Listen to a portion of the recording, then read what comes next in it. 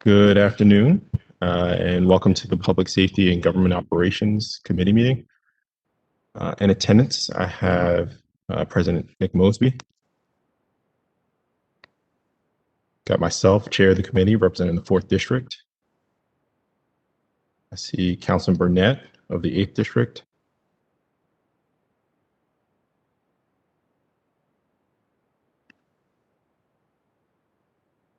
I want to ask council members, please put on your cameras so I can make sure that I can see you.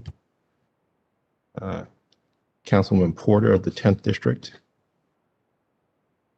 Councilwoman Ramos of the 14th District. Thank you, Mr. Chair. Councilman Cohen of the 1st District. I understand Councilman Glover is unable to make today's meeting, and I don't see Councilman Costello.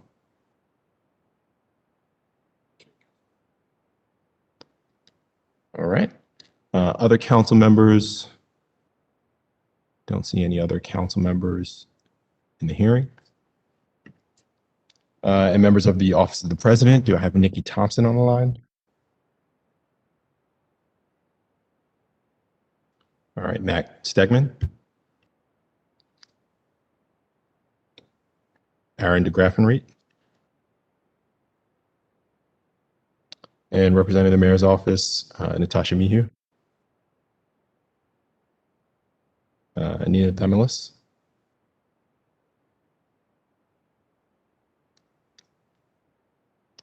Thought I saw Nina on. Yes, I'm here, Mr. Chair. Awesome. Thank you, Nina. All right.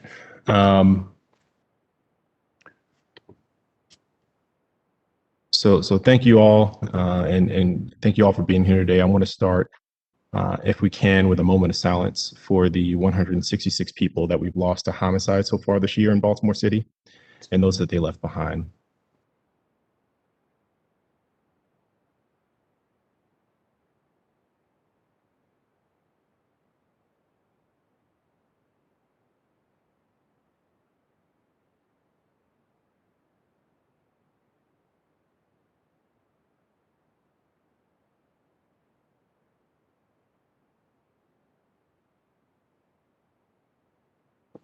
Thank you. As everyone participating in or watching this hearing knows, our city is facing an epidemic of violence. It is touching all parts of the city, but it is disproportionately affecting neighborhoods historically starved of opportunity and investment. Today, we'll be hearing from some of the city agencies and groups on the front lines to violence in our city. And first, we will hold our quarterly hearing with the Baltimore Police Department. In this hearing, this hearing comes in the midst of one of the year's most violent periods, the summer. And we are also 4 years into a federal consent decree and 2 years into a crime plan by the commissioner. After we hear from BPD, we will hear from our city agencies, offices, and groups that work on violence prevention and alternatives to policing strategies. Their work, diffusing conflict, connecting citizens with social services, building up the essential fabric of neighborhoods is absolutely critical to any conversation about public safety.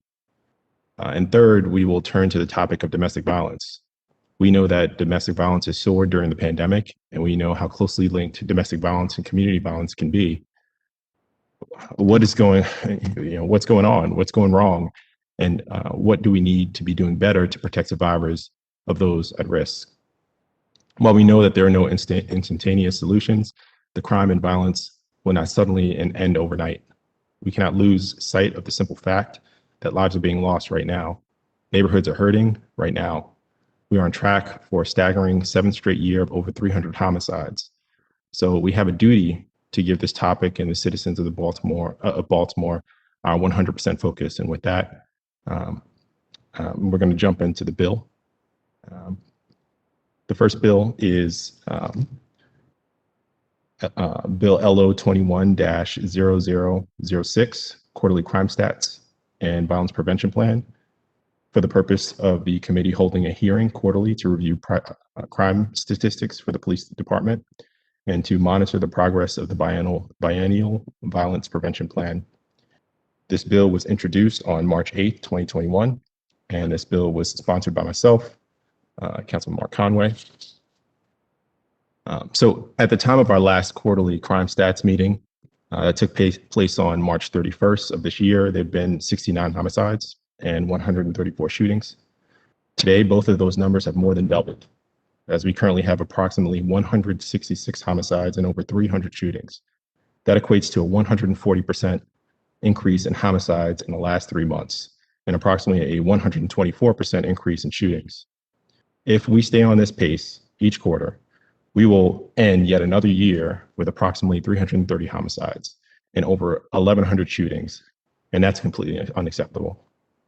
During the crime stats meeting, I'm going to limit the time of the police department's presentation to an evaluation of the data for all Part 1 crimes to include the total number of citywide incidents that have occurred thus far this year, the number for this same month last year, and what that percentage increase or decrease is, and what the clearance rate is for crimes in each one of those Part 1 categories, the percentage that came from arrests, and the percentage that were cleared by exceptional means. From there, I'd like to have a conversation about what plans the department has in place to address crime, what internal systems are present to measure the effectiveness of those plans, and how that translates to the department's day-to-day operations, and what role the Mayor's Office of Neighborhood Safety and Engagement is playing to support those efforts. With that, we're going to turn to agency reports, and we're going to start off with the Police Department and Commissioner Harrison. Good afternoon, Chairman Conway, members of the committee. Thank you for holding this hearing today so that I, and along with members of my executive team, can provide you and the residents watching at home with the briefing on the following items. Our efforts to implement the Crime Reduction and Department Transformation Plan, current crime statistics, BPD Summer Deployment Plan, our efforts to implement the consent decree, and the creation of BPD's first ever equity framework. Now, I know you have a packed agenda today, so I'll go right to it. When we created the Crime Reduction and Department Transformation Plan, my goal was to bring many of the lessons learned in New Orleans and lessons that I had learned from other seasoned chiefs that I'd worked with from around the country to Baltimore, not just to satisfy the mandates of the consent decree, but to change the culture here at the BPD in a positive way. Since the release of the plan, my executive team and I have worked tirelessly to transform the BPD. Every day we experience the results of the growth within the department. Officers are more comfortable working with the public, more confident policing constitutionally, and better equipped to hold one another accountable. While we have a lot of work still to do, I want to take a few minutes just to highlight some of the items within the plan that we've accomplished to date, starting with reducing crime with a comprehensive approach. The microzone strategy updated early in 2021 in coordination with the mayor's office to focus on areas with the greatest need, and we did that this year. BPD is meeting response time goal of 10 minutes or less on emergency calls, as outlined in the plan. Detectives are now embedded in district commands for handling non-fatal shootings, robberies, and property crimes. And we've had good progress with civilianization and professionalization initiatives that are now under review, but requires identifying additional funding to expand further. We have Baltimore Community Intelligence Centers, or BCICs, now in 4 districts: Eastern, Western, Southwestern, and Central.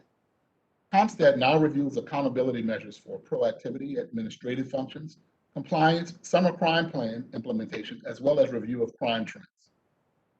Enhanced training for homicide detectives completed, which has translated into improved clearance rates.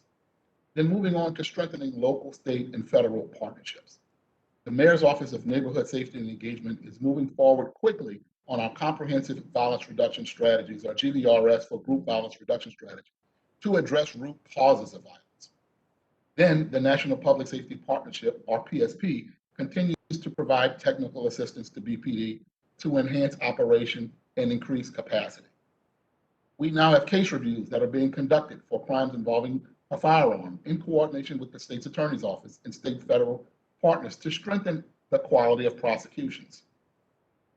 Now, moving on to transforming the BPD through the consent decree, our mayor's office is working with the BPD to identify burden reductions and call diversion initiatives. For example, behavioral health call diversion pilot is underway now.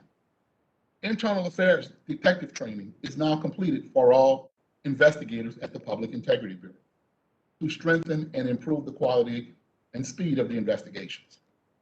Our records management system, phase 1 implementation, our electronic-based field reporting is now operational in all 9 districts. Our community policing plan, department-wide training is now underway. And all of our recruits take a tour of the Reginald F. Lewis Museum. Our learning management system implementation is also completed, and our early intervention system requirements gathering is now underway.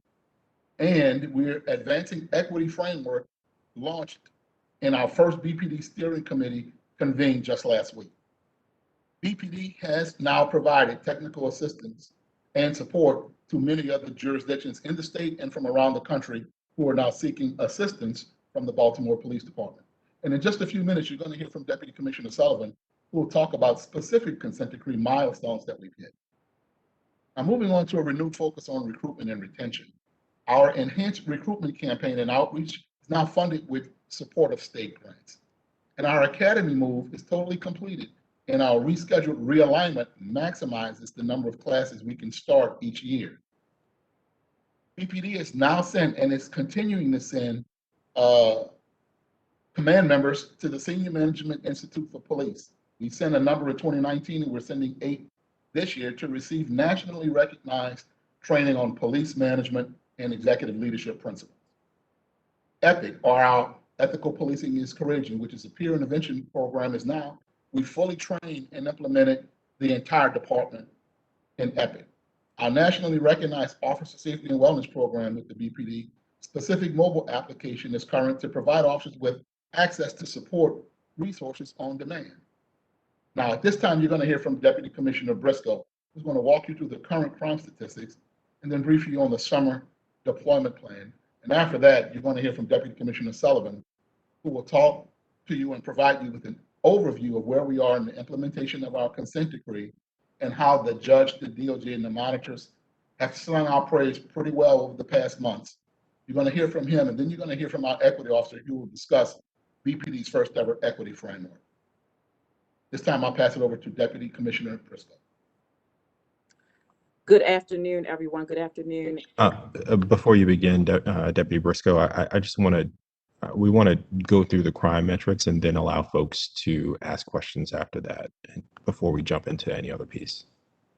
Okay? Thank you. Go ahead, Yes. Deputy. Good afternoon, everyone. Good afternoon, Chairman Conway. Thank you so much for your opportunity to present to you today. The statistics lie before you. As you can see, we have been challenged in our top 3 crimes against persons: homicide, shooting, and rape. They are up in each category, respectively 2.53%, 14.19% in shootings, and 16.52% in rapes.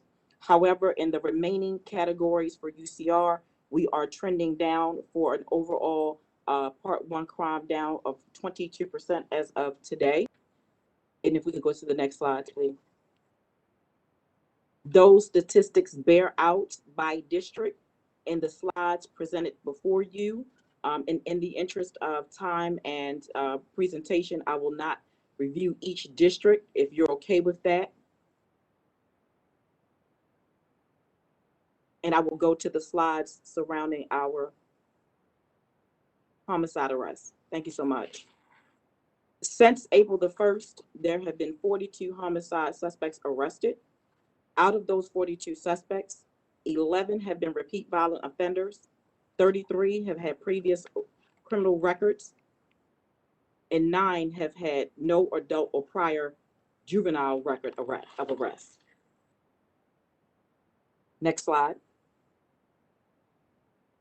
For our non-fatal shootings since April the 1st, we have arrested 34 individuals.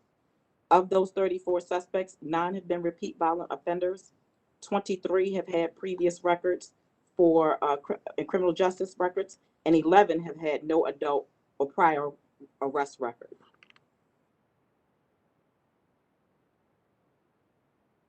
For our gun-related arrests so far this year, our handgun violation arrests are up.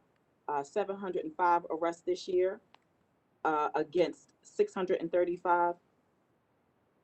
I'm sorry, against 612 last year for a 15.20% up. Our patrol gun arrests are up specifically 14.83%, 635 this year against 553 last year. And our non-patrol handgun arrests are up. Those individuals not assigned to patrol up 70 this year from 59% from 59 last year, with 18.64% up. And where those district handgun arrests have occurred year over year lie before you in the metric slides that are shown below.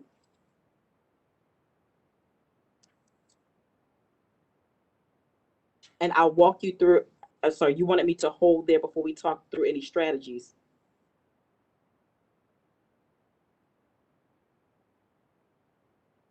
Chairman Conway? Yeah, can you go through the deployment strategies? Yes, sir, I can. I Be make sure helpful. you didn't want me. Thank you. All right. Oh, yes, sir. The Baltimore Police Department has created a summer crime plan to address a high concentration of violent crime disproportionately experienced during summer months. This plan is complement to the Commissioner's Crime Plan, Gun Violence Reduction, and other city agency initiatives. The plan is based on a data-driven approach to focus on the most dangerous people, the most dangerous places, and unstable geographies to facilitate intelligence sharing and relentless follow-up. For our people-based strategies, next slide, WATF focuses a warrant monthly initiative. We have our WATF, as in our warrant apprehension task force, top 5 priority warrants, our gun offender registry, our group violence reduction strategy, also known as focused deterrence and GVRS, our U.S. Marshals initiative that is warrant driven, our harm index warrants, our sheriff warrant initiative, our FBI Safe Streets and Strike Force initiative, and our HIDA initiatives. Next slide. For our place-based strategy, we focused our efforts in our micro zones, our deployment and redeployment of extra resources, our large gathering responses, our gambling response, our dirt bike enforcement response, district border initiatives, our weekly crime plans, our neighborhood foot patrol, our neighborhood policing plans, which we are training to now, sir, and our district-wide seasonal crime plans. Those are our place-based strategies. Next slide. I'll take you through a look at our Proactivity Dashboard. This dashboard helps us to ensure that we are holding ourselves accountable to the strategies that were just shared prior to this one, our people and our place-based strategy. Every day we're on a crime call, and once a week on Thursday, we're in our CommStat. That's where we're evaluating our response and holding ourselves accountable to the efficacy of our plan and the outputs and outcomes and ultimately the impacts that we endeavor to see. We're looking at the categories through each district that include our bank and business checks, that include car stops, directed patrol deployment plans, our field interviews, foot patrol, our investigative stops, and our warrant initiatives.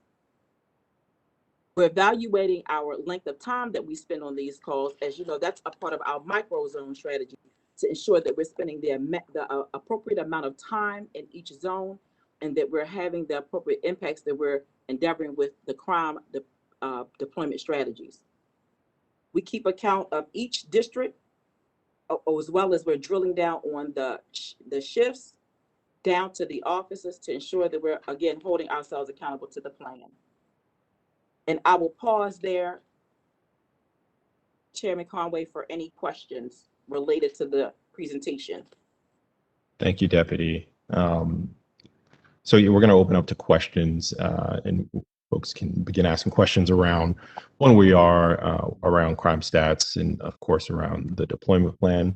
My first question has to do with the plan. So each district is required to have a summer crime plan. And within these plans, do they identify the top 3 to 5 criminal or nuisance complaints that occur in each post within every district? And if not, can you explain why? So each district commander was tasked with giving us their top, initially it was their top 3 areas of focus, and recognizing that they're balancing not just those things that they're seeing from a perspective of historical crime and trends, but they're also balancing the things that they're getting in intel and what they're seeing as emerging plans. So what we're doing every week is looking at those top 3 things and focusing on a particular area that they may be experiencing that are essentially their drivers of crime that are giving them those larger statistical increases. So to answer your question, yes, we are evaluating, and the district commanders gave us their top priorities as areas of focus. And then what accountability measures do we have to make sure that officers and supervisors are focused on those most pressing issues? So the accountability, I'm sorry, were you going to say? Go ahead, please. The accountability measures that we use. So we have moved toward a new model in CompStat, and we've been using the crime plans that they put forth from the summer, and it's our CompStat 360, where we are looking at not just the people and the places, but any other driving factors that include that may include our external partners and relationships, that include the intelligence, whether that's about the people or the locations. And that's what our district commanders and the teams are focused on. So in short, to answer your question, yes, we have a plan and we have metrics of accountability that include some of what you are seeing here listed on this chart, but also include some other areas of metrics that we've highlighted as a result of problem solving with each district commander. We gave them the task of telling us identifying the problem, telling us what resources they were going to need to commit to that problem. Some of the resources are within BPD's wheelhouse of responsibility, and some resources were not. They were included allied partner resources, whether that was a part of city government or some other organization to help us stem the problem. Those are the things that we're holding them accountable to when we're talking to them at CompStat. Thank you. Do you mind taking down the presentation just so I can make sure I can see everyone? And then also, how often are we holding CompStat? CompStat happens every Thursday. Generally speaking, it's happening every Thursday at 10, barring any unforeseen schedule changes. And are district commanders holding stat meetings with sergeants and lieutenants at the district level, or is it really just happening at CompStat? So district commanders have what we consider to be our intelligence meeting. So they have an intelligence meeting where they're reviewing stats and they're also talking about intelligence. In those meetings are other partners to include parole and probation and other criminal justice partners. Many of them have the state's attorney's office there. There is where you'll find the detectives, whether they're a centralized detective or district detectives, showing up to talk about what we're seeing in terms of crime patterns or trends. So that's where that's happening. Whether or not they're calling it a stat, to your point, they're not. That it is an intelligence exchange, but it involves the review of statistics. Thank you. I'm going to open up to other questions from the committee. Councilwoman Ramos. Thank you, Mr. Chair, and members of our committee, and thanks BPD for being here. Going back to, and I again want to thank Ms. Wurzberger, Director Wurzberger, for sending out the slides on our email so I can actually see it. Going back to the Proactivity Dashboard, it has by district and then, you know, number of car stops, direct patrol. So is direct patrol and foot patrol, those are hours? Because I don't think that's people. Is that hours? They are not people. That is a measure. So car stops are singular events, but the directed patrol and foot patrol are measured in time. So that's hours? Like, no, that's going to be minutes, a total cumulative of minutes. So this is the a 28-day snapshot if you're looking to your far left, it's all of the districts and it's all of the shifts, and we're doing the accumulative in that time frame of the minutes. So that's minutes of direct patrol and minutes of foot patrol. Yes, ma'am. Okay. Okay. I'll have to look at that more closely, but I appreciate that. And then on a separate subject, you had mentioned that each of the, and you can take that back down. I just needed to look at that for a second. Sorry. Each of the, you had mentioned, if I heard correctly, that each of the districts has said what their priority, you know, the big things that they're working on, particularly for the summer. And, you know, we've heard the administration and also the Commissioner Harrison talk about, you know, prioritizing, you know, emergencies, areas where there are shootings, et cetera. I wonder if you can help us with how to manage expectations when something happens in our district that's not an emergency, but we know that our police officers are working on emergencies, and yet sometimes these quality of life type of situations happen, and sometimes we don't get an officer showing up, or an officer shows up, you know, 2 and 3 hours later because there's emergencies elsewhere. We need to be able to communicate with residents as to what's happening, because then that gets frustrating to the resident. We had a similar situation last night in my district, and I just kept telling the constituents, you know, there's something big happening here, and we're not able to get to you right away, but we'll get to you. I think there's got to just be that communication with us and also with the residents. So can you talk a little bit about that? Because I feel like that's going to increase over the summer, where we'll have a lot of the officers addressing something, but then some of the quality of life crimes, whether it's an auto accident, whether somebody stole something out of the car or out of the home, you know, it ends up not being as much of an emergency, and except that it is a quality of life issue that our residents, you know, obviously want addressed. Thank you for that question. And I just want to clear that up before I answer your question. You asked the question of foot patrols in terms of minutes, and my data-driven team is sharing with me that the slides you're seeing, this is accounts according to CAD. Though we're drilling down them on the time spent when we're in ComStat, that is 198 respectively for the Northwest is the first example, different events of foot patrol in CAD. So for the sake of this presentation, they took the varying minutes in the singular accounts for this presentation. However, when we're in ComStat, we're drilling down on the length of time, which translates down to minutes. So I wanted to just clear that up because they corrected me. Thank you so much. Oh, okay. So let's look at Northern. That's mine.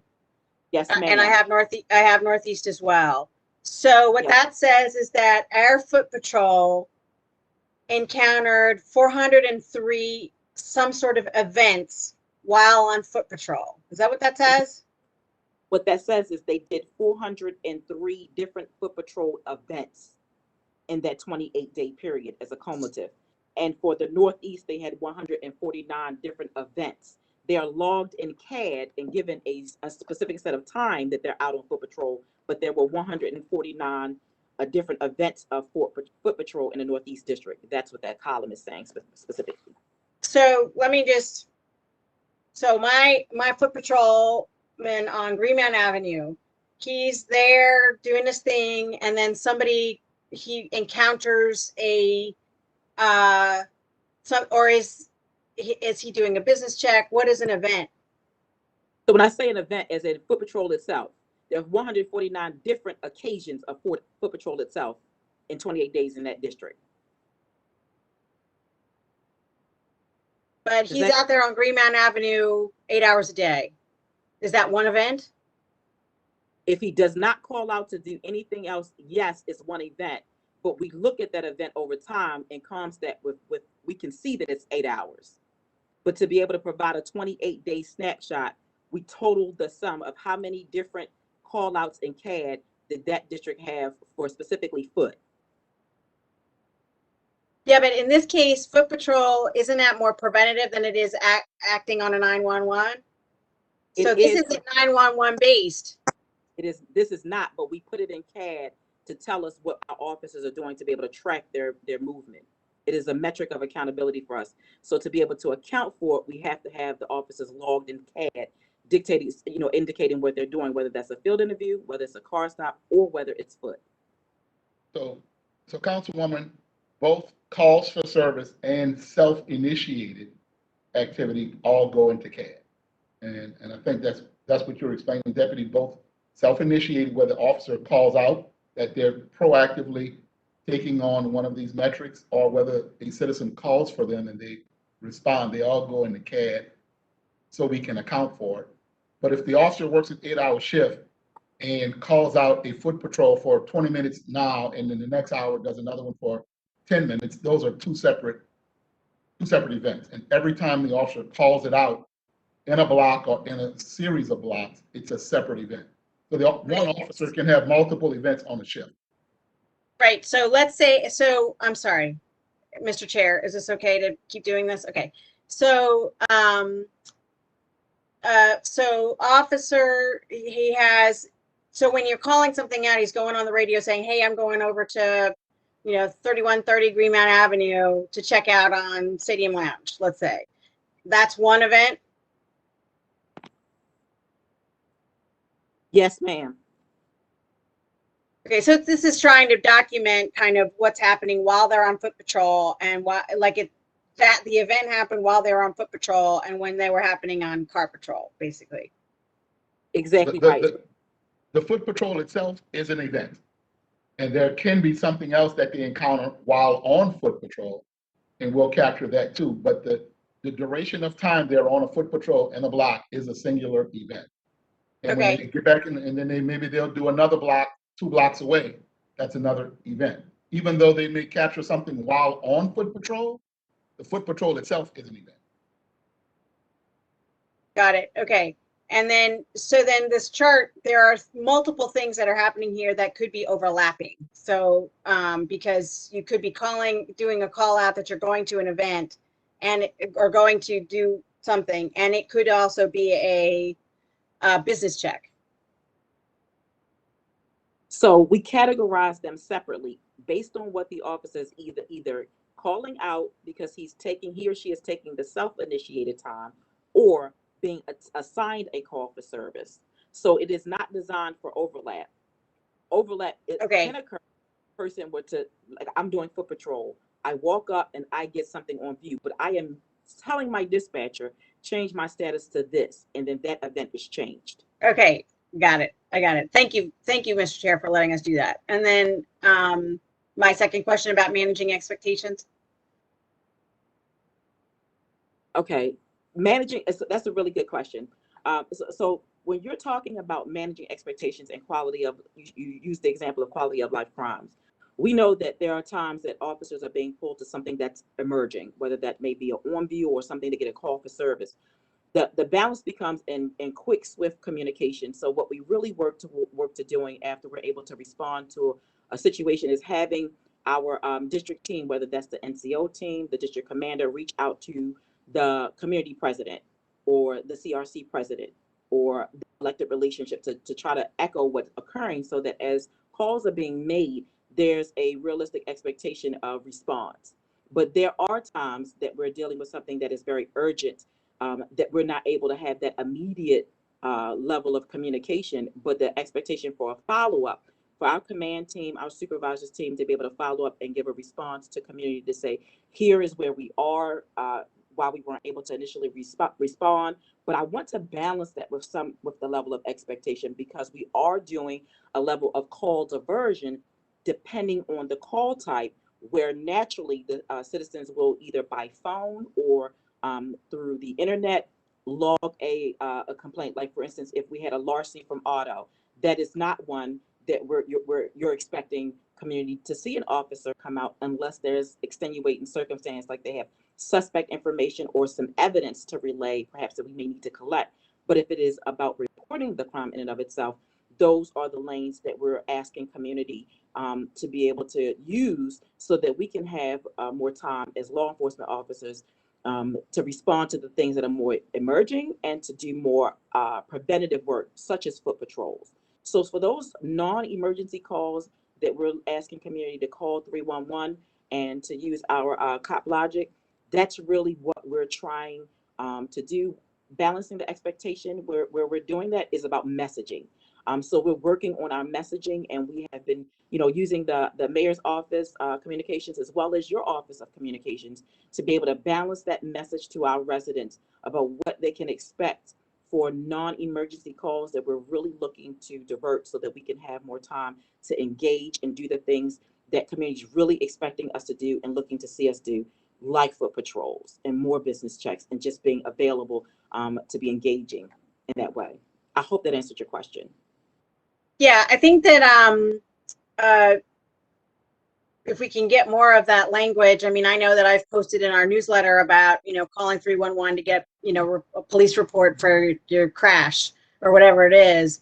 The thing that happened last night was super weird, so it's not a big deal. But I think that just making sure that we have the right messaging to manage those expectations is going to be important, because we do have to balance that. But I also know that you're pulled in many directions that we need you to be pulled in. So I appreciate that. And I have a couple other more questions, but I'll let my colleagues We're going to get you that language, because as the deputy stated, it's really about alternative responses, and we're moving into 21st century policing, where every response doesn't require a uniform officer.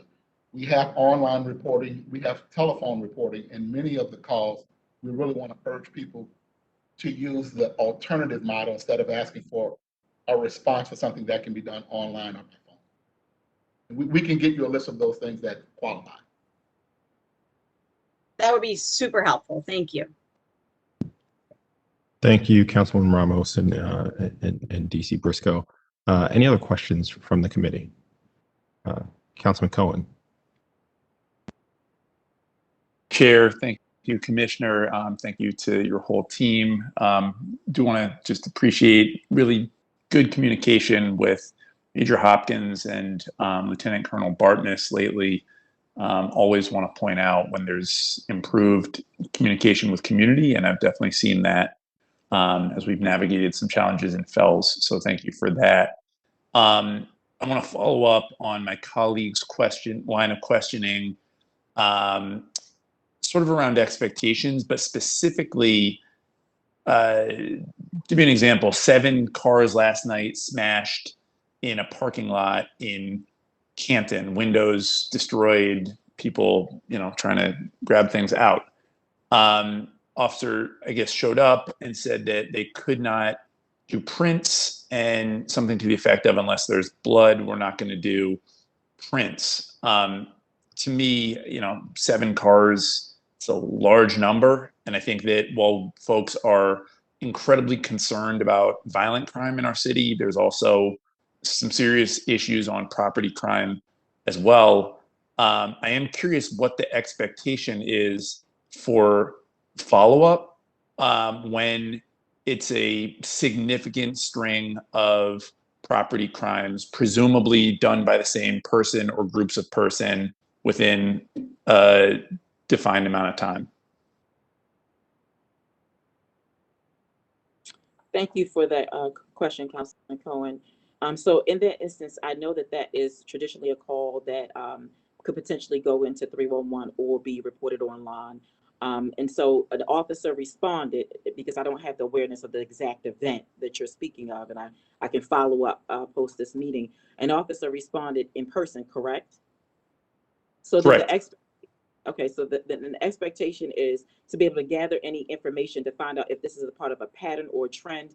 And there are instances that DDU is involved in those cases to look at them, especially if they involve volume, multiple incidents, to see if we're having any patterns, any trends, and to see if there's any camera footage, anything to help us in that case. So there is a level of balance of expectation with those events that have multiple vehicles, and that is a bit outside of the a single incident. But again, that's, and you said that you spoke to it, the enhanced communication between, Major Hopkins and Lieutenant Colonel Bartness, and rightly so, as the patrol commander and deputy chief. So that's the case that we can have a conversation like, what do you expect to have happen there, and to be able to share that information with community. And so if you have anything specific about that instance, Lieutenant Colonel Bartness, please chime in. If not, what I can say to you is you can expect a follow-up from the district commander about those types of incidents, and where we are with those types of incidents, and if it's a part of any pattern, if we have any information, if there's anything of evidentiary value that we've been able to find, whether that's video, or anything else to lead us to any suspects. Those are things that we can continue to dialogue about, recognizing that they'll still be investigated in a different type of way. Okay, no, that's helpful. I think the more, though, clarity on what that response looks like. Do we, again, if it's 7 cars, do we fingerprint them? Or do we draw prints? Do we, I think, to me, there's a bit of a gap on and this is what I think my colleague was talking about, is just clear expectations for community about what happens in these types of incidents. Again, Major Hopkins has followed up. That's been great. I just think the folks that got there on the scene, the victims, it was not a good interaction with the officer. So I'm looking for clarity for this committee, for us, about what we should expect on that specific form of crime. So again, I don't have visibility because it occurred last night and I was not aware prior to the meeting to get the specifics of that particular incident. And I would love an opportunity to find out what it was that you encountered, and to speak to to drill down through the layers of supervision to find out exactly what that interaction was, what was said, what occurred. But again, that's the place that I wouldn't want to blanketly say that the expectation is to fingerprint. It just depends on what may have been the tool or the instrument of the crime in and of itself. I don't know if they used a brick. I don't know if they used a hard object and smashed the windows. Was there, if there was any video to show gloves? It isn't an automatic indication that prints would be something lifted or used as a means, but that again is can be case specific. But as a practice, there are instances that we do still print, but there are instances that we do not print, because what we have found as a and I don't know if Chief Yeager is on this call, but what we found over time from science is that that's not always, for the amount of incidents that we have and the different types of crimes that we're using our lab to do, that may not be the best opportunity of a resource at that moment, depending on the parameters of the crime in and of itself. So again, very difficult for me to speak to in this forum without having all of the specific factual information. And if you would afford me the opportunity to get that, I would love to get you the appropriate response, because it's not a blanket one where that type of crime and instance is concerned. A larceny from auto with smashed windows. Well, Councilman, I think I know what you're asking. I'm going to piggyback off what the deputy said. She's right. There's not a blanket response. I think the majority, here's what I know, because it actually happened to me. For the majority of calls, the single car that's broken into, the majority of people need the report filed. They need to document the incident, for whether it's insurance purposes or for their own personal reason. The incident needs to be documented. We have a way to do that without a short response, and that can be done electronically. When there's a pattern like you described, that perhaps is a little something different, we can get you on whether it's 2 cars, 4 cars, 7 cars, we can get you something like that, because that may be a different, but that speaks to not just somebody breaking a window and taking something, but something larger that we can work to identify the individual or groups of people doing that, because it's bigger than just the smashing of a window. Understood. Again, appreciate it. Thank you, Mr. Chair. Just would close in stating, happy to follow up with you both later on this specific incident. Just the more clarity, the better, on so that, again, folks can kind of understand what the department's response is. And I realize it's variable and it depends on how many and did anyone get hurt. And I completely understand the need to be case specific, but I think the more we can drill down and understand what responses look like, I think the better we're able to communicate it out. Again, thank you, Deputy. Thank you, Commissioner. Thank you, Mr. Chair. Thank you. We don't have much time. I want to make sure that we get at least a round in from other council members, and if we can squeeze in another round, we do so. Next up, I've got Councilman Burnett. If you could quickly ask your question, and BPD, can you please quickly respond to it as succinctly as possible? Thank you. Thank you, Mr. Chair. Am I coming through okay? Because I had to drop off and drop on a couple times because my connection was bad. Sound good. Okay, good. Okay. So my first question is, well, good to see you all today. My first question was for the commissioner. So the other day I caught an interview that you did. I want to say it may have been on CNN, where you mentioned sort of the national issues around violence in major cities. But one of the things that you said in the interview was that you didn't have enough officers for the crime fight, which I thought was a little bit different than what you had said previously, which wasn't so much how many officers we have, but how they're deployed and utilized. Can you, I guess, just wanted to give an opportunity to clarify what your position actually is on this? Well, I think it stood out a little bit to me because I was like, wait, this is a little different than what I've heard before. no, I appreciate that. And if I recall correctly, they were talking about the manpower shortage in recruiting and the fact that we're short of officers.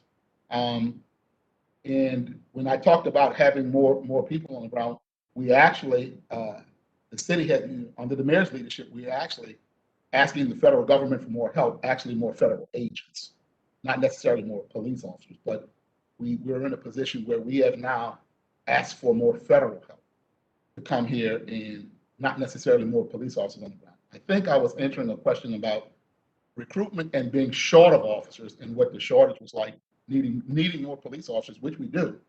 But I think I was talking about, which may not have been totally clear, to be honest, the fact that we have partnered with our federal partners and have asked for more federal support so we can deal with gun violence here on the ground in Baltimore.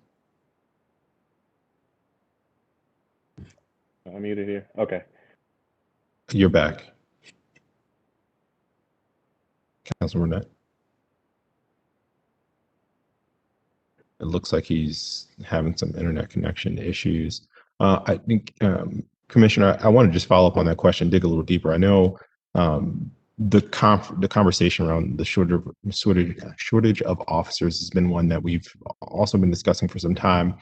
Have we at all found ways to take officers that are doing administrative duties and leverage them on weekends to help us with some of the peaks that we see over the weekends? Yes, we have. We've been doing that for a very long time. Okay. Not just administrative officers, but even officers who are in what they call discretionary officers, where we can move around, who don't have to answer the police radio for calls for service. But yes, even detectives to some degree. We use detectives and administrative officers to flex the size of the patrol strength so that we can be in more places, answer more calls, have more visibility. And the deputy commissioner can certainly talk more about that because we've been doing that for a long time.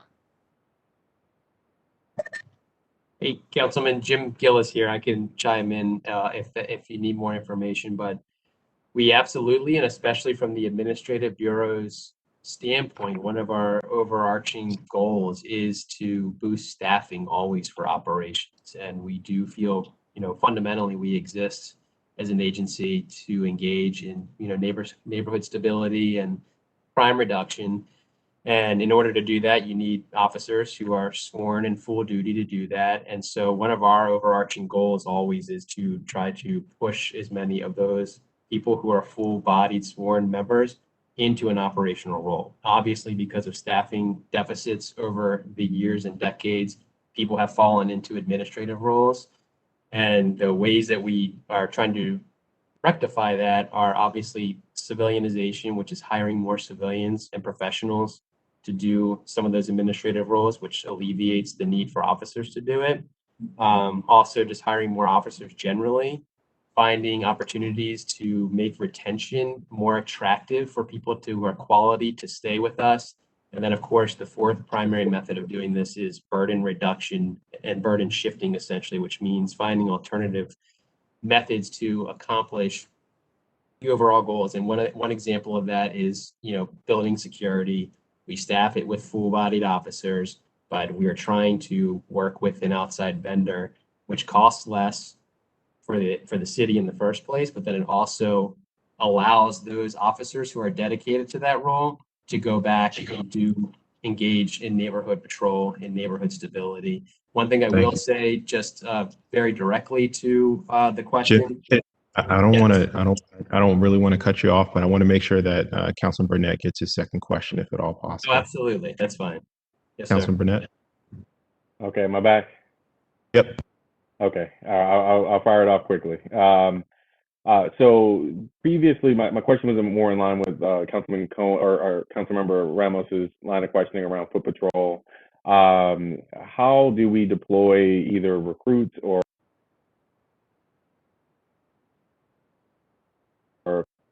folks in the academy? Councilman Burnett, you just broke up a little communities. I think I know what his question is. How do we deploy recruits or recruits who are in the academy and or recruits who are slightly out of the academy to some kind of foot patrol? I think that's his question, because I think we've talked about that in the past. Deputy Briscoe, you want to talk about that? Yeah. Yes, sir. Yes, that's what I was asking. Yes, sir. Well, So before she answers, let me just say, the academy, because of consent decree and just because of best practices, is a fixed number of hours that the recruits have to fulfill.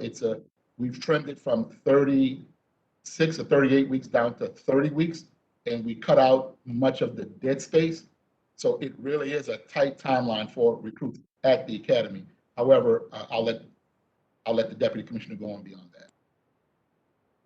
Yes, sir. Thank you, Commissioner. And to your point, what I was going to articulate is when they're in the academy, they're on such a tight timeline, and there are places of learning that we get them familiar with the district and what's expected, whether that's foot patrol, whether that's car stops, to get them trained and prepared. But they do more of that when they're actually out on the street in their field training time span with their field training officer. They're doing foot, and they're doing it post graduation. So when you're using the term recruit or trainee, they're coming under the guidance of a licensed commissioned officer, so they can't be utilized in a traditional way as a full-fledged commissioned officer would be. But once they come out, they do participate in foot, just not in that formal organized way that you may be speaking of, when recruit classes would come out and we would take 25 or 30 of them and put them on foot. We have not been able to do that. We have them in the districts on foot as a part of their response and daily deployment. I hope that answers your question. And that training with the training officer is 10 weeks post-graduation. It's 10 weeks, and they're required to be singularly one person assigned to one field training officer for the full duration of the 10 weeks.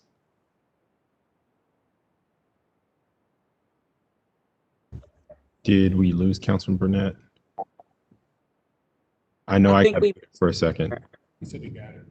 Okay. I think Councilman Burnett is okay. I want to make sure, any other questions from the committee before we get a quick second round in? Seeing no further questions, I'll move on to my second round of questions, and I want to keep this short if you can, Commissioner. Can you talk to us a little bit about the Crime Gun Intelligence Center and what the intended impact is to violent crime, how that's going so far? Sure, I'll start off and I'll let the deputy come in. It's about making sure we can track gun data and gun intelligence to other guns and to other crimes, and ultimately to people who may have committed those crimes in those places. But it really is about tracking and tracing how guns are related to people, places, and events. And thank you for that. And I was just kind of looking over my report. So we are tracking, as you very well know, Chairman, our crime gun intelligence pilot is happening in the Western District. So we are tracking what's occurring there. And to a short answer, we are seeing some very interesting outcomes that are giving us, of course, hope that we'll be able to use this to further connecting the dots through intelligence and data as to how these guns are actually moving and what crimes they're involved in. That is clear, especially when we're talking about our homicides and our non-fatal shootings and our robberies, where we're collecting evidence. So we have seen some increases in gun seizures, specifically in the Western District, and some connections to cases through NIBIN and leads. And without going into statistics or longer response, we're seeing some really good positive outcomes, and it's really closing the gap on some intelligence and data sharing. Thank you, Deputy Commissioner Briscoe and Commissioner. I'm actually going to come back around later for a very quick question to Monsi. Actually, I'll just ask the question now to Monsi. So I wanted to know where we are with the development and implementation of the gun violence reduction strategy, if we can get just a quick update on that. Sure. Nick from Monzi. Oh. I can either hand it to Shantae, or since we have Jeremy on the phone, our GVRS technical advisor, he might be able to give a more up-to-date overview of where we're at. So I'm happy to have Jeremy provide the update on where we are with regard to the problem analysis and to answer any questions that you might have. Good afternoon, Mr. Chair, Mr. President, and committee members. Good afternoon, Director. I wanted to know where we were with the implementation of the gun violence reduction strategy. I know we were looking to hire a strategy associate director and a deputy associate director. Have we been able to do that yet? And if you can just start there. Absolutely. I have extended an offer to, a couple of things. In coming into the office, I took a look at the positions that were discussed prior to my entry and coming into the program and made a few adjustments. While there were a total of 3 positions associated with the GVRS strategy, and there continue to be, I would offer that it's not a director of the GVRS strategy, but instead a deputy director of GVRS, given the appointment of Rashad Singletary as the associate director of gun violence prevention, in an attempt to make sure that we're thinking comprehensively about our approach to gun violence. The other 2 positions remain intact, the service partner manager and the community partner manager. I've made an offer today with regard to the deputy director position, and assume that based on acceptance of that offer, we would have someone starting in the next couple of weeks, and have received approval to post the other 2 positions, and working with the human resources and BBMR folks to get that done this week. Thank you, Director Jackson. You're welcome. I want to acknowledge Councilman Costello. He's been on this whole time. I just forgot to mention him. And with that, I'll move on. Any other questions? I see Councilman Ramos, you have your hand up. Oh, excuse me. Actually, Councilman Costello has his hand up. He wasn't able to ask the first round of questions. Councilman Costello. Thank you, Mr. Chair. Commissioner, where are we at in year-to-date arrests versus last year, year-to-date? Good afternoon, Councilman Costello. Commissioner Harrison had to attend the Mayor's Cabinet meeting. Yep. When you say arrests, are you saying the overarching number of arrests, generally speaking, or is it arrests? I'm sorry. Arrests. Yep, just arrests. Hang on 1 second. I'm looking through my sheet. Yes, ma'am. Thank you. Not a problem, sir. Hey, ma'am, I have that if you want it. Yes, please jump in, sir. I was Yeah, looking through my paper. basically this year we've made a total of 5,868 arrests compared to 7,400 last year at this time through June 26th. Thank you. Why are arrests down? That's a really good question. This would all be theoretical because we haven't had any scientific evidence to prove otherwise. I can tell you that we've pushed on some initiatives and efforts. I know that as the world has been opening back up, we've been doing a great deal of work in the change of our focus in terms of violent crime, that's where we've been focusing our energy and our efforts. So some of those lesser offenses, there's just been a shift in some of the lesser offenses, and with those are crimes that you likely see the down in arrests. So when we look at the larger number, as you very well know, our homicide arrest, for instance, is up, one of the highest charges of crime in the land. The lesser offenses of crime, they're down. So when you look at, there's a correlation between the things that we're arresting for. There's been a change of practice and policy. So without having some scientific comparative data at my fingertips, I can tell you that's likely where the categories are. Yeah, I can jump in real quick just to give you misdemeanor CDS, 430 last year, 29 this year.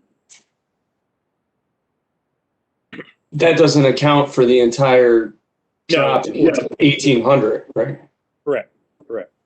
And then the other category is basically the other, which is basically not your part one categories, went from 4989 to 3808. So there's 1,500 of the, just like the deputy said, it's the minor offenses that the arrest have dropped significantly. Yeah, I mean, look, I'm not going to put this all at your feet because it's not all at your feet, right? We have a civilian side of things in addition to the police department. We've got other partners that are doing, violence interruption efforts. We have a state's attorney. We have a Maryland attorney general. We have a U.S. attorney for the District of Maryland. We have court commissioners. We have courts. We have Department of Juvenile Services. We have Central Booking Intake Facility. We have parole and probation. We have state law enforcement agencies. We have federal law enforcement agencies. But what we're doing isn't working, right? Because what I heard the deputy commissioner say is that we're focusing our efforts on violent crime. And violent crime is where it was at last year, right? And we're not arresting people. And I'm not suggesting we should be arresting more people. What I'm pointing out is that what is happening right now is not working. And the state of public safety in this city right now is completely unacceptable. So I'll just leave it at that. And again, I don't want to put that all at your feet because it's not all at your feet. But for us to kind of suggest that what we're doing is working is false and is simply not accurate. Thank you, Mr. Chair. Thank you, Councilman Costello. And thank you, Councilman, for your question. Councilman Ramos, I see you put down your hand. I guess you no longer have your question. All right, we're going to move on. It's related to the consent decree, so whenever we get to that, or I can ask it another time. If you could follow up with BPD after this hearing, we're actually going to move through this quickly so we can get to our next hearing. Before I move into that, I want to just make sure if there's any additional updates from the Mayor's Office of Neighborhood Safety Engagement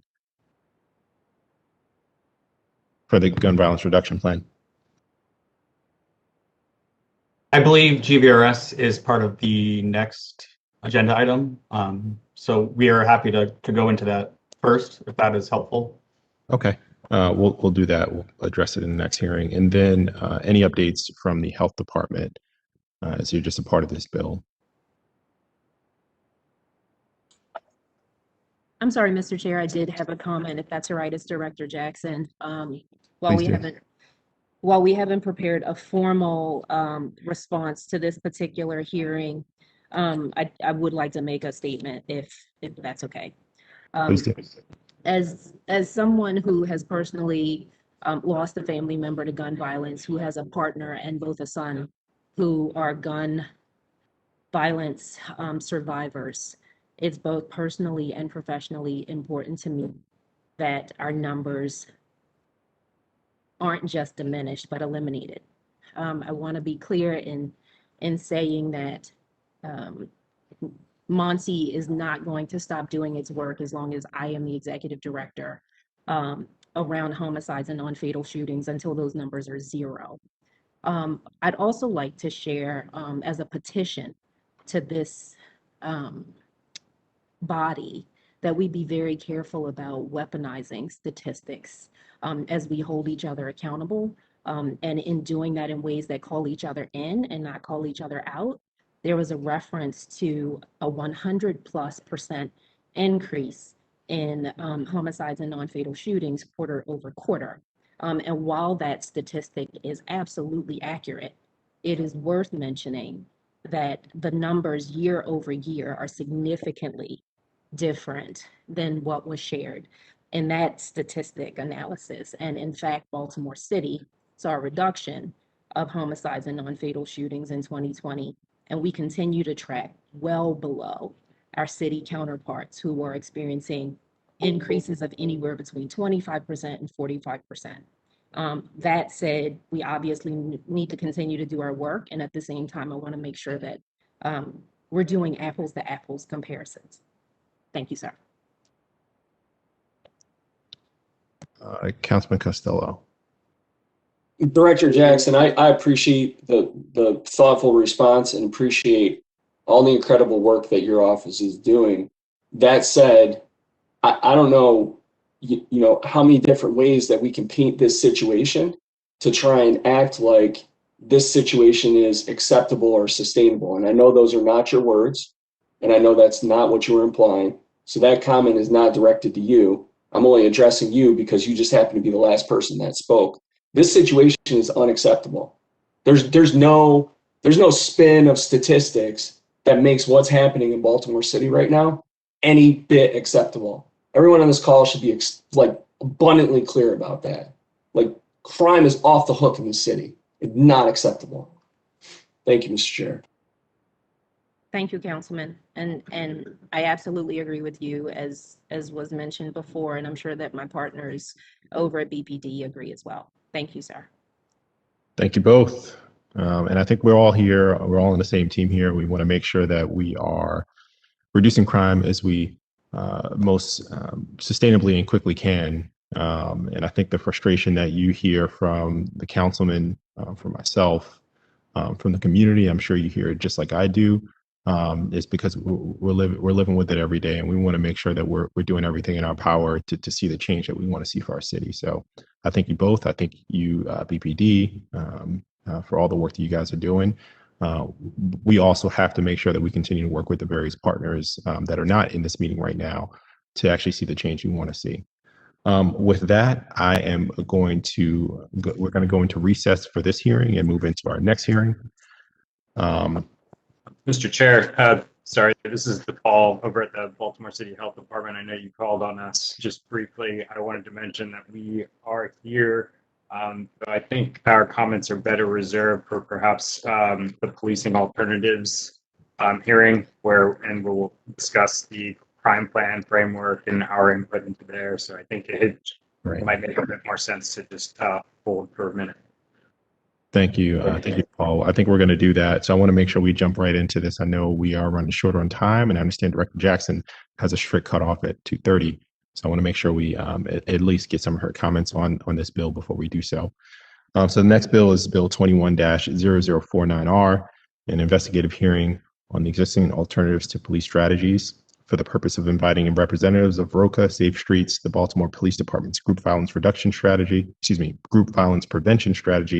and 911 Diversion Program, and the Mayor's Office of Neighborhood Safety and Engagement to inform the City Council about the existing alternatives to policing strategies the city has in its arsenal.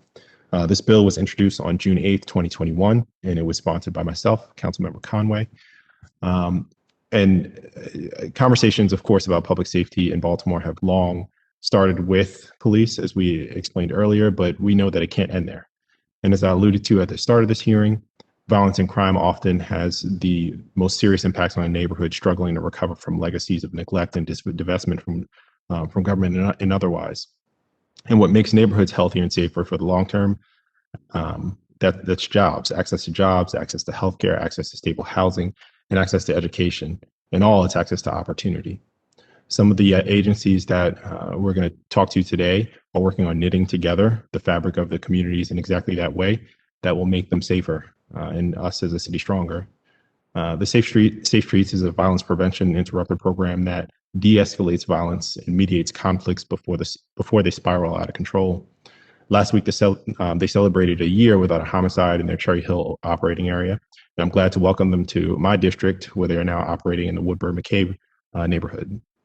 ROCA engages young men in Baltimore and partners with agencies like police to keep those young men out of trouble and into productive jobs. The Baltimore Police Department is experimenting with several programs that focus on the roots of crime and diverting some 911 calls to licensed behavioral health professionals. Whenever we talk about public safety, I want us to stay anchored in the data. What are the outcomes for individuals engaged through violence prevention programs, and for communities in the city? And what should we also be looking at wherever possible for places to expand effective programs so that more neighborhoods can see these benefits? With that, we're going to jump into agency reports, and I actually want to start with Director. Okay, we're going to start with the city administrator.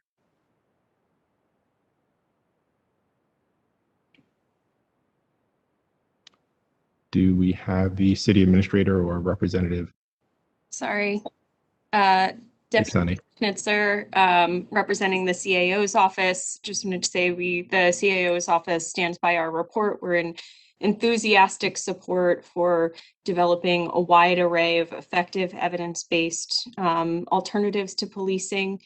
As we'll be talking about over the coming months, and as you mentioned, Chairman, and thank you for the opportunity to discuss today. 2 weeks ago, we actually started implementing our pilot of 911 diversion for behavioral health related calls. So far, we're really pleased with the progress on that. I look forward to, in the coming weeks, coming back to this body and talking about some of our lessons learned, some of the exciting advancements in that work. And, you know, as that work progresses, to also hand that over to the Mayor's Office of Neighborhood Safety and Engagement to expand those diversion opportunities outside of the realm of behavioral health and into other spaces as well.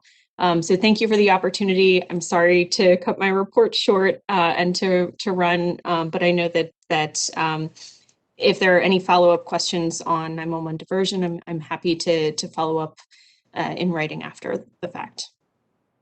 Thank you, Deputy Mayor, and I appreciate you taking the time. I know you had a pretty tight schedule. Thank you. Next, we're going to move on to the Mayor's Office of Neighborhood Safety and Engagement. Thank you again, Mr. Chair. Our bill report was prepared for you all by our legislative point of contact, Nick Wilson. With me today are Nick Wilson, Rashad Singletary, and Jeremy Biddle. They will be available to answer questions specific to the areas that they support for me, and will also stand in my stead if I need to step away for the cabinet meeting. I'll be coming back as quickly as I possibly can. The Mayor's Office of Neighborhood Safety and Engagement appreciates the opportunity, obviously, to discuss the city's existing alternatives to policing strategies. We remain committed to developing and improving strategies to reduce violence and to reduce the harm to our communities by making sure that we're empowering community-based alternatives as the option of first resort for us. While law enforcement is absolutely a valuable partner for many of our crime reduction efforts, there's a broad agreement, even by BPD, that Baltimore can't arrest its way out of our violence epidemic. We know that there's been an over-reliance on what we call in MONSE the 3 Ps, policing, prosecution, and prisons, to reduce violence. And we want to make sure that we're doing things to strengthen community safety. And so, because the way that we've done that in the past has resulted in an extremely high social cost to folks in our city, alternatives to policing is something that is at MONSE's core mission of focusing on and doing it in ways that are promoting healing, that are equity-based, that are community-led and trauma-informed. We're also in a unique position to discuss all of the planned violence prevention strategies with you all today. So in addition to inviting MONSE, the bill invited representatives that we partnered with from programs. We're either managing them directly or we serve as the primary coordinating partner. We operate the Safe Streets Violent Intervention Program, which you know is Baltimore's flagship intervention around gun violence. We are also responsible on behalf of the mayor for coordinating the group violence reduction strategy with BPD and the state's attorney's office. And we manage the relationship with the GVRS service partner, ROCA. While I'm not a part of the 911 diversion pilot program just yet, you heard my deputy mayor speak about that. We will be helping with the expansion after the pilot's complete. Since ROCA's here, I believe they've been invited and they're here. My report's going to focus mainly on Safe Streets, GVRS, and coordinating efforts to reduce violence through the lens of a public health approach. My apologies for background noise. I'm in the convention center so that I could multitask here. So with regard to Safe Streets, since 2007, Safe Streets has been Baltimore's flagship program for violence reduction. It was founded by an epidemiologist back in 2000, and the Cure Violence methodology is one that uses a public health approach of trusted messengers in order to interrupt violence real time. Those interrupters spread anti-violence messages, and they encourage individual behavior to shift from negative positions into positive ones and use community norms around violence. So in 2007, we stood our first installation up in McElderry Park in East Baltimore, and later that year, and then later this year, we're going to be doing the full implementation of our 10th site, which is Belvedere. With regard to how many folks we serve residents in 10 target areas right now across the city, and that totals about 2.6 square miles of coverage for Baltimore. Safe Streets' contribution to crime reduction, we know that we've gotten evaluations in the past from Johns Hopkins that have found that Safe Street sites are associated with decreases in fatal and non-fatal shootings, both in the site's target area and in the areas that immediately surround the post. In 2020, our sites mediated over 2,300 conflicts. For those that weren't able to join us for the celebration in Cherry Hill, they just celebrated their 1 year, as you just mentioned, Councilman, 1 year without a firearm homicide in their target area. What is important to share here is that 71% of the mediations that they conducted over the last 365 days were mediations where there was a high probability of someone being injured via gun violence, right? And so if we put real integers around that, just given the fact they mediated 409 mediations, we're talking about the potential of 200 lives not impacted by gun violence, plus their extended families, right? And so can't overstate the importance of the work that folks are doing, and we continue to celebrate Cherry Hill for their success. Now, with regard to community responses around the programs, there are council members that reach out to me frequently. So when can I get a Safe Streets site in my district? I think that speaks to the fact that Safe Streets is seen in Baltimore as a change maker. And a core piece of Safe Streets model is about community mobilization. They host events and they conduct daily outreach to share information. They're building trust with communities, and they're regarded as trusted community hubs to get resources from. In 2020, they hosted 451 community mobilization events and had almost 60,000 people attend those. The question that I get often, especially now with the partnership between Baltimore City and the Biden administration, is what does full scale look like? We've seen recent news clips with some of our state elected officials saying we need to scale up Safe Streets now. Expansion at the community level is going to really require some additional administrative and site staff. When the expansion began under then Mayor Catherine Pugh, the program recommended that all the Safe Streets sites needed increased staffing levels in order to address the volume of violence that we see in our city. In addition to that, adequate staffing is required in order for us to make sure that we're providing the proper coverage for them. We've got 3 Monty staff members that are currently providing administrative support to 10 sites. That's like 75 to 80 employees that they're providing support for. I don't have the numbers associated with the folks that live and travel in the 2.6 square miles that these 10 posts are in, but we essentially have 3 folks, our deputy director, data analyst, and community liaison, administering all of that work. So in order to expand, in addition to keeping these existing positions, we would need to account for workforce development and education coordination. We would need to account for training coordination, mental health supports, additional community liaisons, life coaching, expanded community outreach, and peer recovery support. I want to caution us when we think about full scale implementation of a comprehensive violence intervention ecosystem, similar to what we have heard President Biden talk about, requires an investment both in safe streets and other community-based intervention programs. This is not just about increasing the number of safe street sites around our city. Mayor Scott's been extremely clear about his intentions to provide the appropriate funding to support that work. And it's equally important to him that I prepare us for intelligent scale. We have seen that scaling too quickly results in us not being able to provide the administrative support that is necessary in order to do the work as effectively as we'd like to.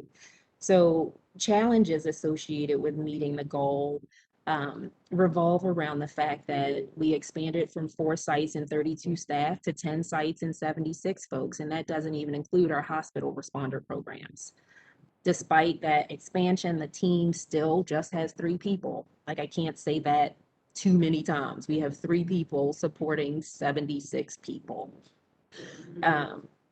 The program hires folks who are unique community members, and they also have professional development needs. So many of the community-based organizations who hire the staff that work on our Safe Streets team have said out loud that they need assistance with capacity building and with technical assistance, and that reduces our ability to train and monitor efficacy on the ground associated with the work. That inadequate staffing of the administrative team means that those challenges have slowed down program expansion. It's reduced oversight, it's jeopardized funding streams, it's done a whole host of things. And so we want to make sure that our Safe Streets folks who are on the front lines have access to in-house resources for housing, for workforce development, for employment opportunities, substance use treatment, mental health supports, and things like that. Right now, they're relying individually on community-based organizations. There isn't a network. We are having active conversations about what it's going to take in order for us to determine which function should be centralized and which should be decentralized as we build out a model that's going to work in the long term.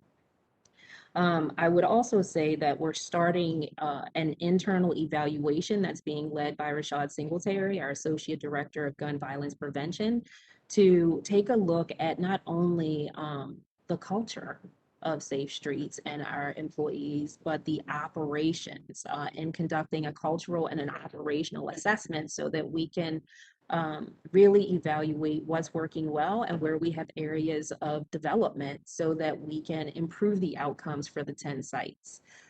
We're also we've been having active conversations with Dr. Joe Richardson, who is the acting chair of the African American Studies Department at the University of Maryland, and Dr. Daniel Webster, who is at Johns Hopkins, around doing implementation evaluations so that we can accompany those 2 evaluations and make decisions.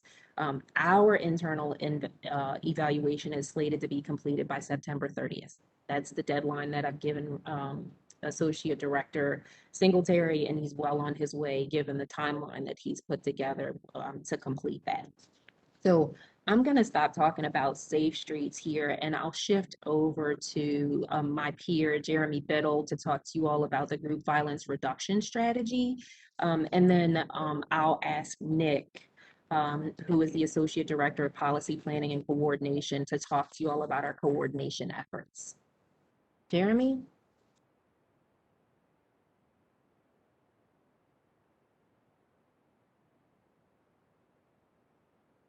Jeremy, are you there? All right, I'm going to assume that he's not there, so I'll talk to you all about GVRS and where we are. In partnership with BPD and the state's attorney's office, we're preparing to launch the group violence reduction strategy in just the next few weeks. This strategy is a proven one that addresses norms around violence in Baltimore City by focusing resources on individuals identified as being highest at risk and acute risk around non-fatal shootings and homicides. It's also known as focused deterrence, which you all have heard from BPD. It's a nationally recognized approach.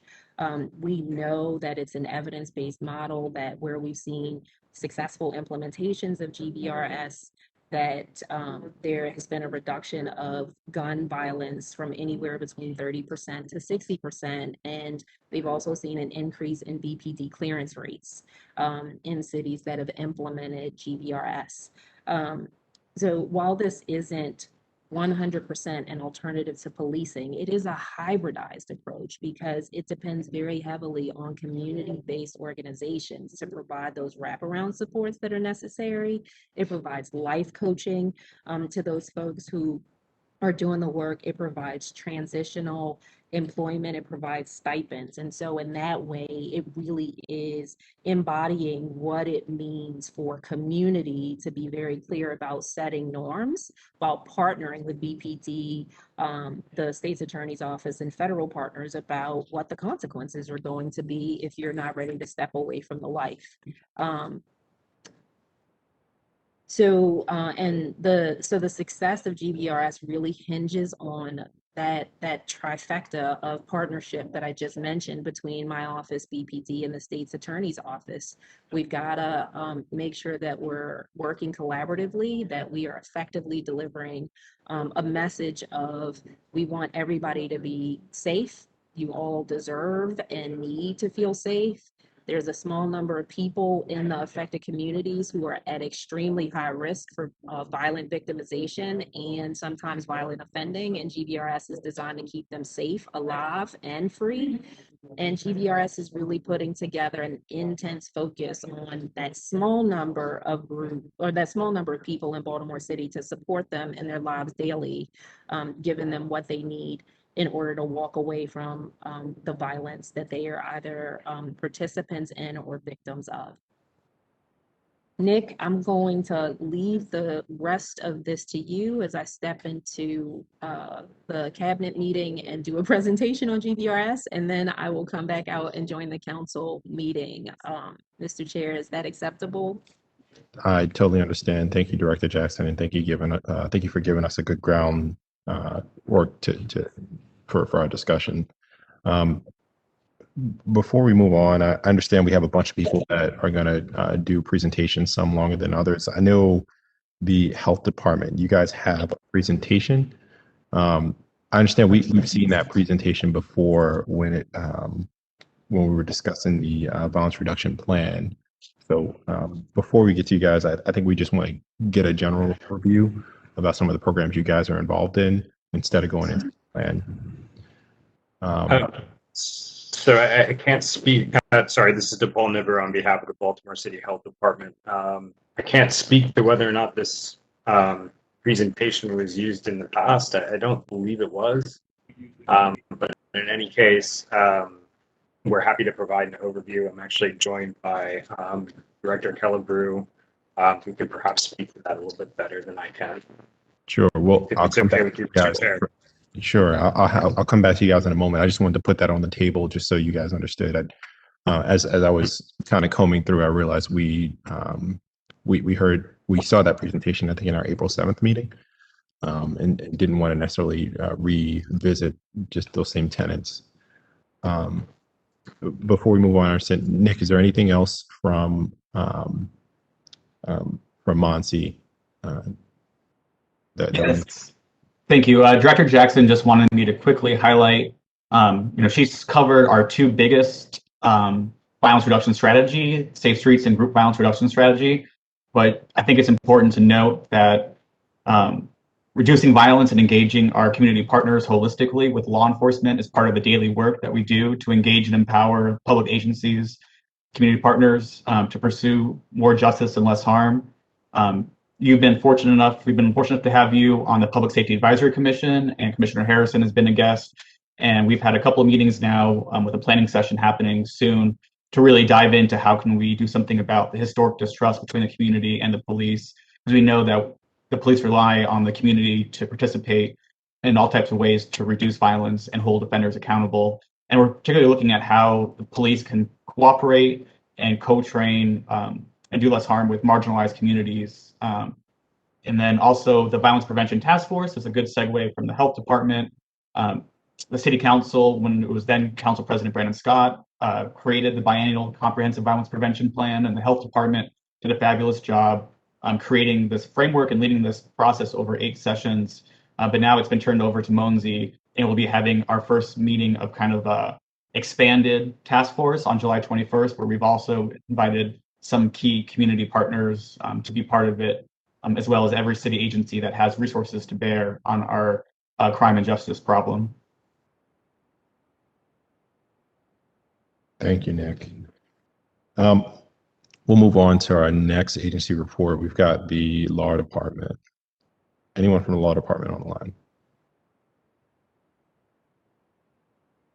Okay, seeing no one, we'll move on to the Police Department. If you guys have any updates with regard to these strategies. Good afternoon. For the record, Michelle Wurtzberger, Director of Government Affairs for the Baltimore Police Department. I am joined at this hearing by a number of our executive team members and other staff, in particular to talk about this topic, alternatives to policing. I have Lieutenant Colonel Monique Brown, Lieutenant Colonel Martin Bartness, Bill Joyner, who is our equity officer, and Fabienne Dorcia, who is our reform manager, policy writer, and overall community policing guru. So we understood when we read the resolution that we, in many of these things, we are kind of the second part of the team. We are kind of supplemental to the work that is being done by other agencies. I'm sorry, and I left out our fearless leader, one of our fearless leaders, Eric Melanson, our chief of staff. I'm sorry about that, Eric.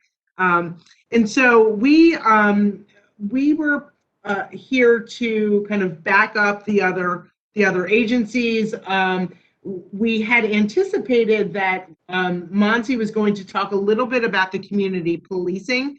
Since they didn't, I will punt it over to Lieutenant Colonel Brown to talk about that, as well as Dorcia. And then after they finish with that, we are prepared to also talk about the behavioral health diversion work that is being done, but we are going to follow up Adrian from Behavioral Health System Baltimore, who is going to take the lead on that. Lieutenant Colonel Bartness is here to answer any questions subsequent to that particular presentation. So with that, I'm going to stop talking and I'm going to turn it over to Lieutenant Colonel Brown.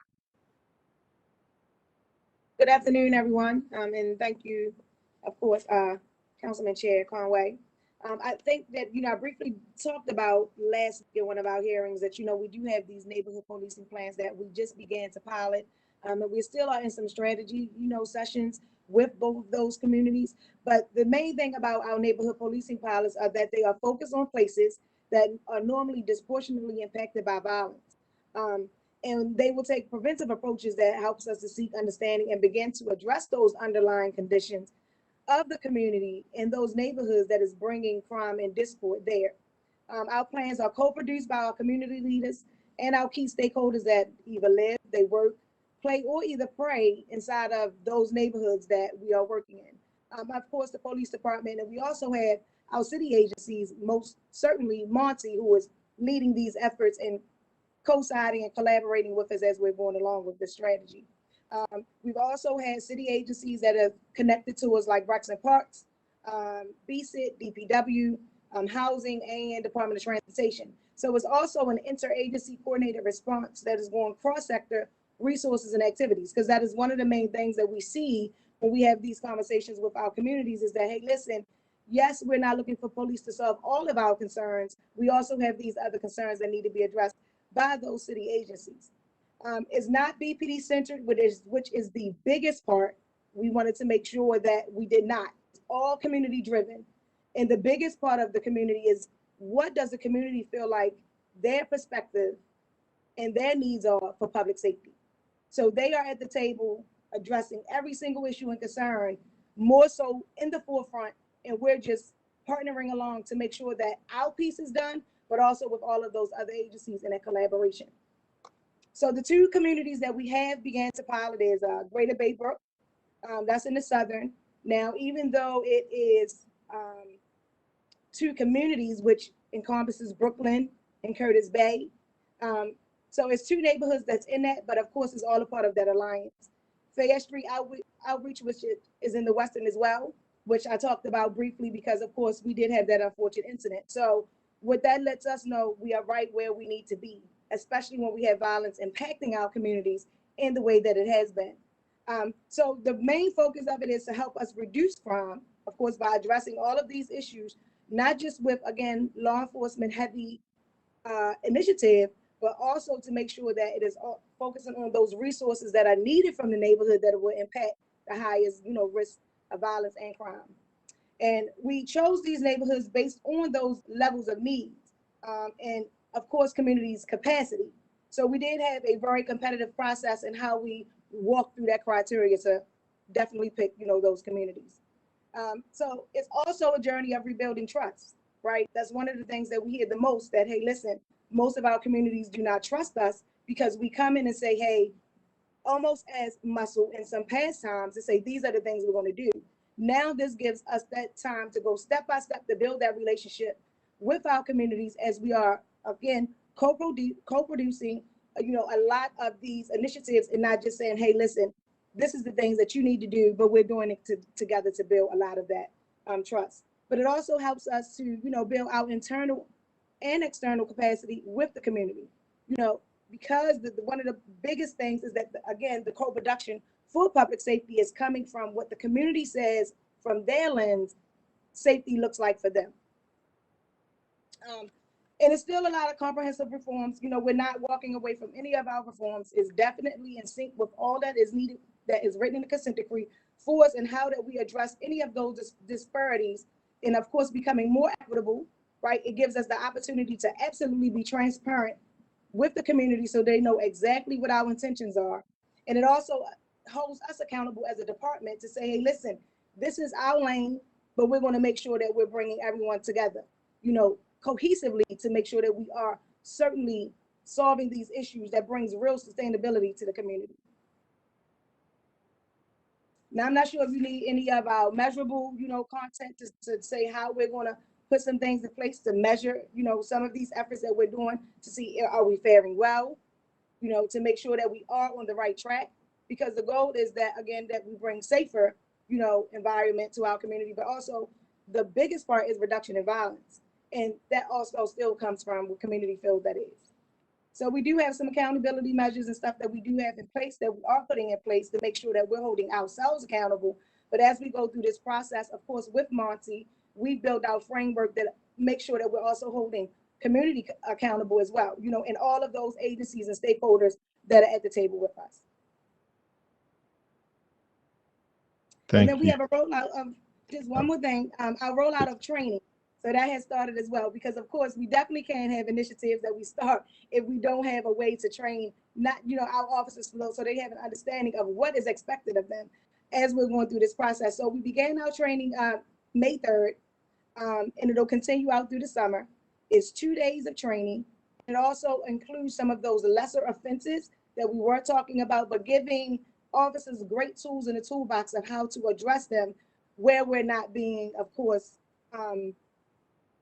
where we're being more effective but less intrusive, if that makes sense. So we developed the course, which is mainly going to be taught by community grassroots organizations, which I think is huge, because it's not just BPD officers teaching BPD officers how to be community understanding, community driven. It's all community grassroots, and it's also not all academia to say, hey, listen, from this very high level, this is how you should treat community. It's community teaching us what their needs are and how they feel that we should treat them and how we should learn from them. And I think that's one of the biggest parts that really should have the greatest impact in all of that work. Thank you. Anything else from you guys, BBD? No, sir, not at this point. Like I said, Lieutenant Colonel Bartness is here to support Behavioral Health System Baltimore, and we will remain on the line in case you have any other questions. Okay, thank you. We'll move on to the Health Department. Thank you, Mr. Chair. Again, DePaul Nibber on behalf of the Baltimore City Health Department, and with your permission, I will defer to Director Kelleher.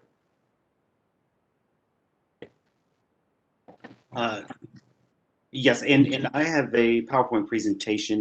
Good afternoon, Chair and President of the City Council and the Council today, and everybody assembled. I'm waiting to share my PowerPoint presentation. Michelle, I believe you have the access and can share it. Mr. Kelleher. Me, I don't have the health department's. I just need the ability to share. I'm not sure who can help me share that. Someone from Council Services potentially help.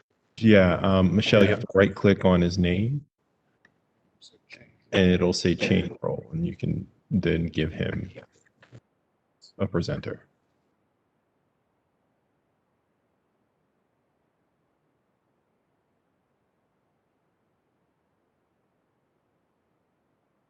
Okay, I think you may be good to go. It should be coming up. Not coming up just yet, but. And once you're finished, please just direct it back to Council Services so we can. It's not just yet. I can pull it up on It should be. I just got a notification, but it should be for William Kelleher. Right. And just in case, I'm bringing it up with my other computer. And DePaul, I believe you can probably do the same thing now that you've been.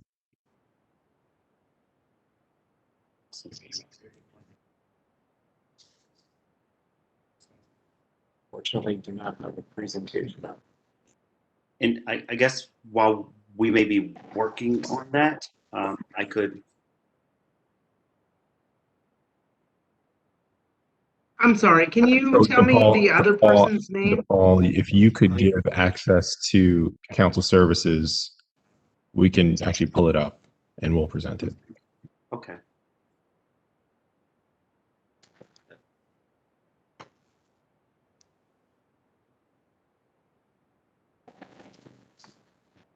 All right. Right.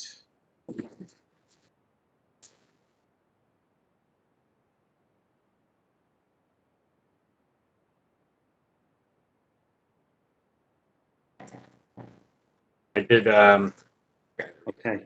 I think got. Great. Excellent.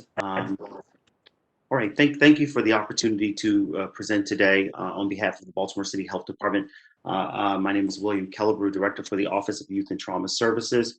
And one of the things that is very important from the health department's perspective is that we understand violence as a public health crisis, and that there's overall risk and harm to individuals who experience violence, but to keep noted and grounded in the fact that it is preventable.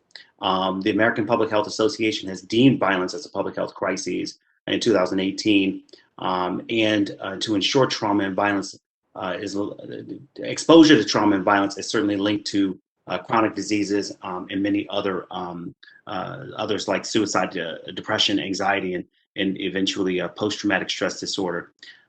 We also know that social determinants are important. Next slide.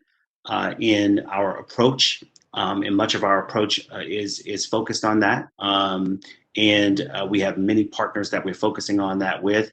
And as you know, you've heard from Director Jackson and Munzie that we have partnered on the framework and plan for a violence prevention task force.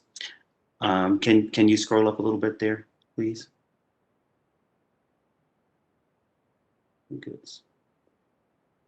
So, you know, that the social determinants of health is addressing this makes a real and lasting impact. There's evidence there. And the key to social determinants of health is that it is focused on prevention, as I mentioned before, and that the programs and services should certainly address collaboratively with communities. And that's a really large part of what we do is work with communities across the city to be able to address the social determinants of health. Grassroots organizations who are doing the work on the ground level and ensuring that services and programs reach the individuals who are most in need.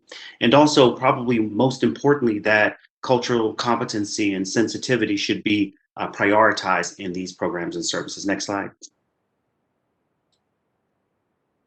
And as you mentioned, Chair, okay. All right, there we go. And so we know, I won't spend much time on these slides because we do talk about this a lot, and Munzie has been operationalizing and coming up we are approaching a full-scale meeting with the task force, expanded task force. And so I'll defer much of the talk about the task force and what we did before to Munzie. And so the key, though, is that we are working hand in hand with Munzie to really identify what are some resources, what are expanded resources to be able to address the acute challenges we're facing around gun violence, but also Dr. Richard Malika, who wrote the book Healing Invisible Wounds, talks about the fact that violence causes trauma and trauma causes violence. And so the health department is really focused on an upstream approach to really addressing violence and trauma. And we'll talk a little bit about our programs and how we actually do that. So if we could skip a few slides, next. It's just really an overlay of sort of the groundwork on the framework, and you can move forward again. Keep going, please. Keep going. We're going to go through 4 results. So that's 1, 2, 3, and 4. And move past the strategies right there to the next slide. And strategy, there we go. And so part of our upstream approach, I'll just talk about one thing that we're doing. We do house the implementation in collaboration with the Mayor's Office of Children and Family Success of the Elijah Cummings Healing City Act. And so as part of our work, we are moving forward with a pilot to train libraries. At this point, we have trained the Mayor's Office, we've trained city agencies, we've trained City Council. And so a lot of our work to focus on that is moving forward. And we look forward to training all 14,000 employees of the city government. And also parallel to that is the community effort to ensure that communities are also trained in a trauma-informed, trauma-responsive approach.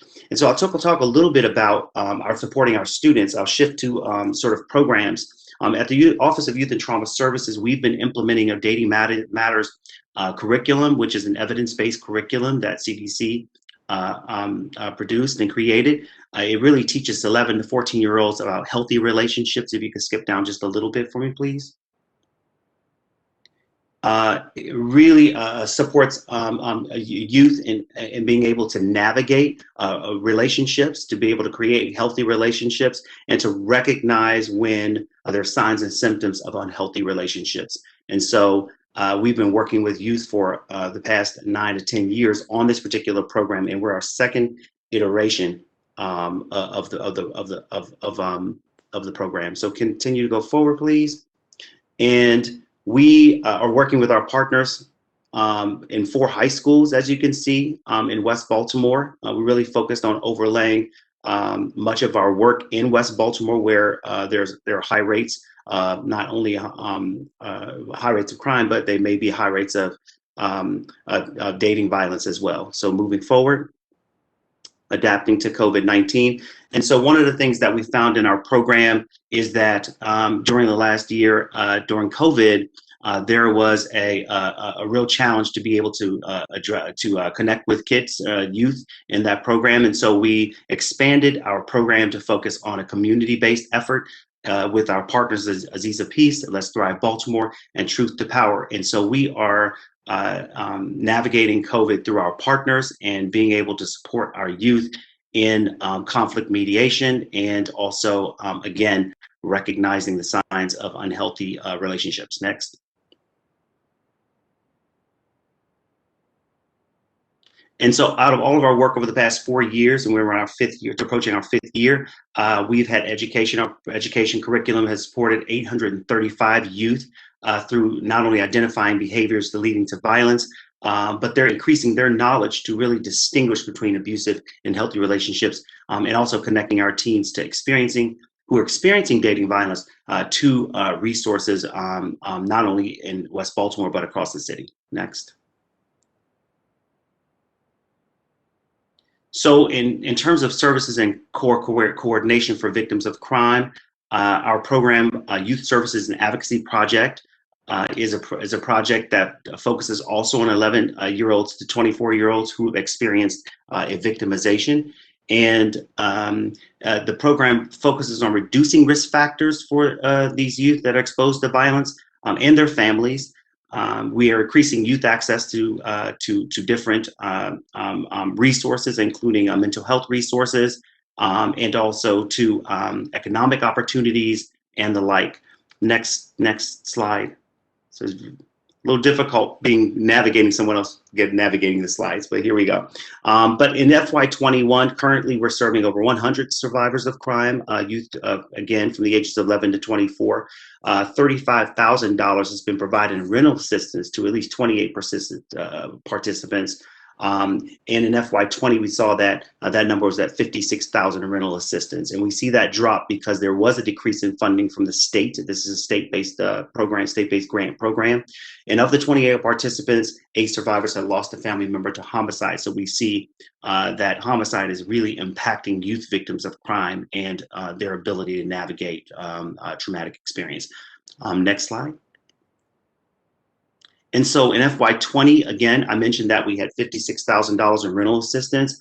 18 of the participants, out of that 49 participants who received rental assistance, experienced domestic violence, which is another hearing we're going to be talking about. But 26 victims lost a family due to homicide. So we see, again, homicide and shooting survivors come up in our, in our clients. And so 4 victims of human trafficking as well. Next. And so our program really focuses on an assessment across the board in terms of being able to support our clients through housing stabilization or whether they need rental assistance determination. And we also focus on any type of crime that impacts our youth. Next slide. And these intake assessments are confidential. It includes anything from medical history to mental health diagnoses, to referrals, and also consent from the parents as well, to be able to navigate the relationships, and those who can sign consent for themselves. Next slide, we focus on relocation. Again, mental health supports, economic opportunities, employment opportunities. Many of our youth connect with community-based organizations that either hire them through the summer program, Youth Works program, or opportunities around year to support their advancement and upward mobility. Transportation assistance, from bus tokens to cab vouchers, educational services, to be able to get their driver's licenses. We pay for a lot of that to get people started. We know that when crime happens or individuals experience a victimization, it could completely take their dignity away, all of their resources away. And so we look at how we can support them from the very base of their needs toward upward mobility. And so many of our partners, you'll recognize our partners, next slide, the State's Attorney's Office of Victim Services. We receive referrals from all of these partners across the city. Just recently, we included Johns Hopkins Emergency Department. They called us a while ago and noticed that there were very few services that they were able to reach out to. And so we formed a partnership with them to be able to be a referral source for many of their youth victims and families of crime. And I'll just say, and I'll just stop there and answer any questions. Thank you. We're going to keep moving on and allow questions from the committee after everyone is gone. Next up, we've got Baltimore Behavioral Health Systems.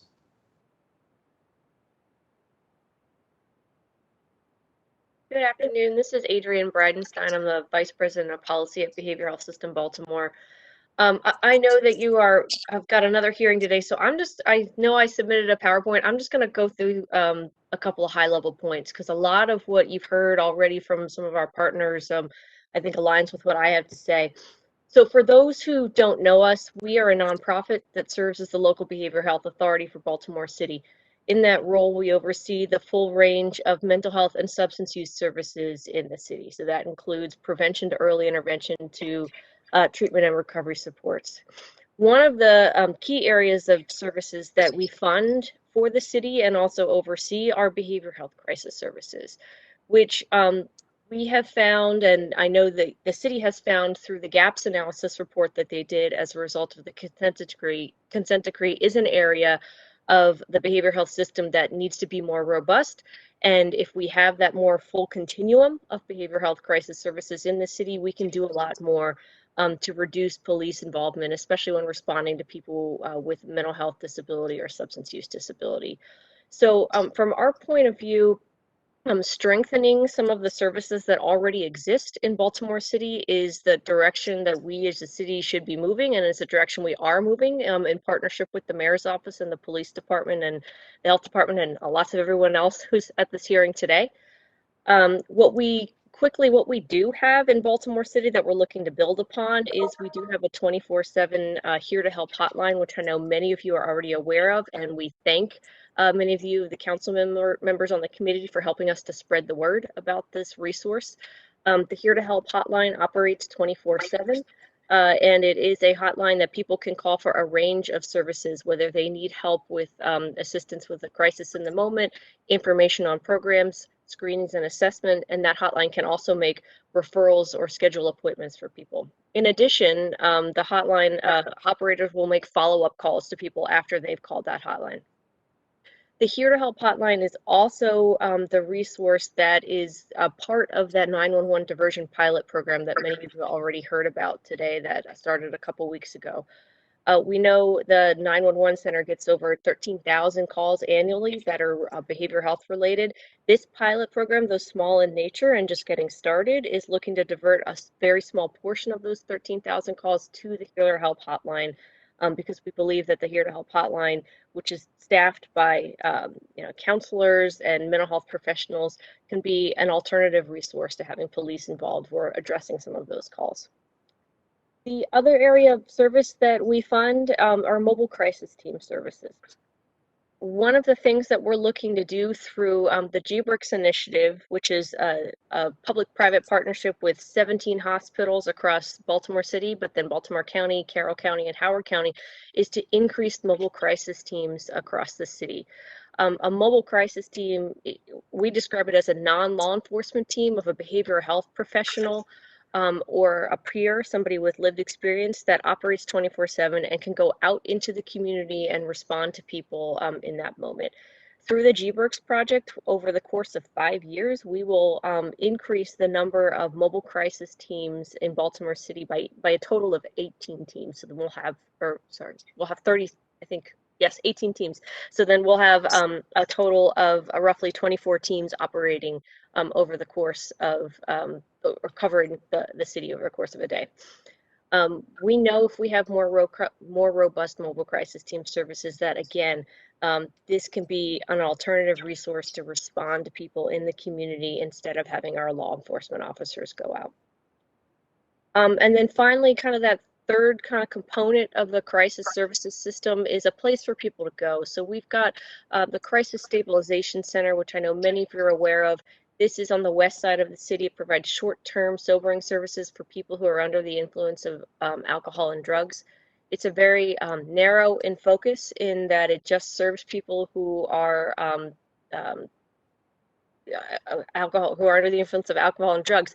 Although many of the people that come in through this, the stabilization center do have an underlying mental health condition. We'll be looking over the course of the next several years to kind of expand the scope of that service so it is more integrated in that it is able to serve and to accept referrals from people who are under the influence of alcohol and drugs, but also experiencing mental health crisis.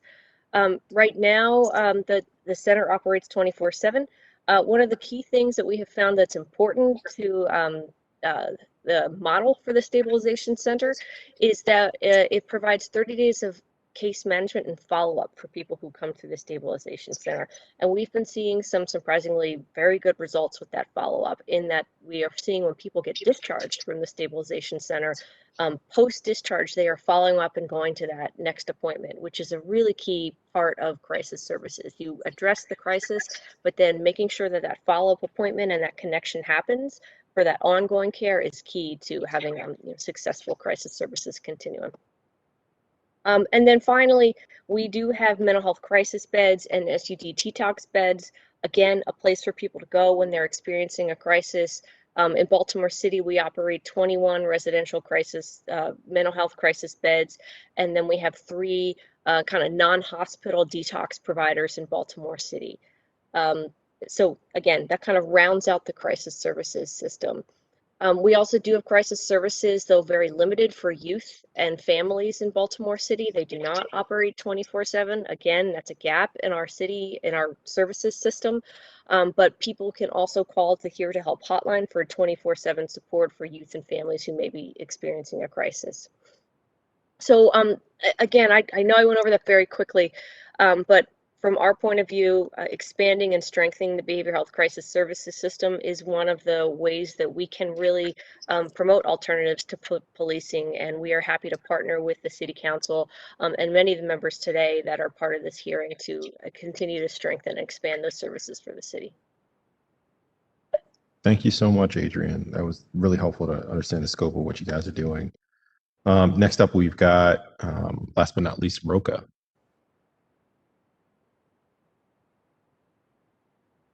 Good afternoon, everyone. We have a PowerPoint, and I believe my colleague Amar is going to be able to pull that up for us. Okay.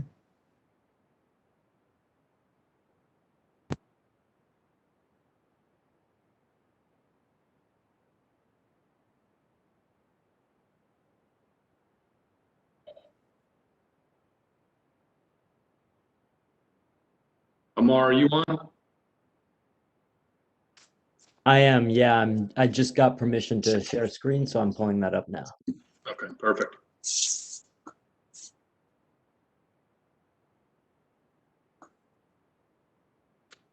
Great. So good afternoon, everyone. I'm Kurt Palermo, I'm the Director of Roka Baltimore. I'm joined by James Timpson, the Director of Community Partnerships and Safety, and Amar Mukunda, our Assistant Director. And we appreciate the opportunity and your time to present today. I know that we are kind of cutting it close, so we'll be as brief as possible and save some time for questions. So first, just a look at what we do. We are laser focused on identifying and serving 16 to 24-year-old young men at the center of urban violence and who are at the highest risk of incarceration or early death by homicide. At the core of our work, we are an intensive behavioral health intervention. We use brain science, identify and address trauma, and teach the young men critical life-saving skills through cognitive behavioral theory, while offering them a safe place and time to change. This all starts with our relentless outreach, when we get a name and address, and we go find the young people who do not want to be found. They may have tried other programs, but were unsuccessful, or maybe never even went in the first place. This is when the real work begins. After we meet the young person, we create safety and trust through transformational relationships and learn everything that we can about them, so that we can help them move on this change process. That includes their past experiences, any safety concerns they may have, trauma, what they're hopeful for, and areas that they want to change in their lives. We use cognitive behavioral theory with our young men to help them address unhelpful cycles and start thinking about how their thoughts, feelings, and actions can and have impacted their lives. And for many of them, if they don't make this change now, they will end up in jail or worse. Once these young men, one area that these young men are able to practice, relapse, and repeat these skills is through our transitional employment program, which is less about learning an advanced skill or trade, and it's more a behavior change accelerator where they're testing the skills that we're working with them on a daily basis in a work setting. And the final area, which JT will touch on later on in the presentation, is partnering with Baltimore systems and institutions that engage with our young men. That includes Baltimore Police Department, Parole and Probation, Department of Juvenile Services, and many more. And without this, our work would be much more difficult or impossible. Next slide. Great. So in FY21, we served 240 young men and had a 78% retention rate. And the other 22%, as you can see, were majority dismissed due to incarceration, meaning that they were detained for longer than 6 months. And several of those young men have the potential to come back to ROCA if they're still within that 16 to 24-year age range. Many of them moved out of the city, whether that was still in the state or out of Maryland. The 7 with limited engagement, those young men, as we got towards the end of 2 years and into 3 years, we just could not find them. We lost track, or they told us that they just were not interested in programming anymore and kind of fell off the face of the earth. We reach out to community partners, we do everything we can, but that level of engagement just kind of creates a situation where we cannot serve them any longer. 6 were deceased by homicide, and then the rest, as you can see, very few amount extreme refusal. Oftentimes that's a parent who the young person no longer lives there and they've asked us not to come back, after we've gone time and time again. Unable to contact or locate, and then 1 with an active warrant that we could just not resolve. Next slide. So relentless outreach is that first pillar I talked about earlier, and it's a constant part of our work. In FY21, we made 22,466 contact efforts to try to engage these young men, and we had 11,380 successful contacts with them, meaning that we met with them in person or virtually due to the COVID-19 pandemic. And then another 2,461 contacts with third parties, which could be anyone from a parent or relative, a community partner, BPD, or anyone else in their life who might have information about where they are or what they're doing. And then additionally, we had almost 9,000 attempts where no contact was made with the individual, a third party, or a community partner. Next slide. So in January of this year, we formally began tracking our after shooting protocol, which is a framework where for every 16 to 24-year-old male non-fatal shooting victim, we gather their information on a daily basis, and within 24 to 48 hours, we are performing a door knock to offer them services, whether it's to them directly or their families, so that we can hopefully disrupt the chances of them being another victim of a shooting or homicide or the perpetrator of such acts. And again, we have officially tracked that for now pretty much exactly 6 months to today. During that time, we've made 21 young men eligible for ROCA. We've dismissed 34, which largely are due to bad contact information. And when I say that, understand that we are reaching out to BPD, seeing if they're under parole probation, DJS supervision. We are contacting young men in our program. We are going on Maryland Case Search, checking VineLink. If we're dismissing them for bad contact information, there is nothing out there that we have, whether it's an address or a phone number, a hangout, where we just cannot find them. In addition to that, at this time today, we are assessing another 21 non-fatal shooting victims. And as we've mentioned throughout these hearings, obviously the non-fatal shootings are going up. So we're more or less getting them on a weekly basis, if not a daily basis, as those incidents happen.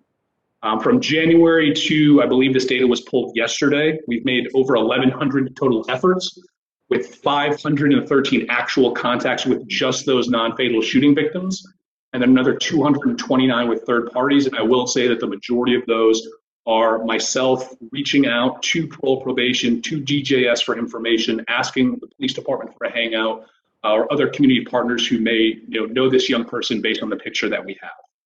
So now JT is going to go over some of our programming outcomes and then our work with community partners. Thank you.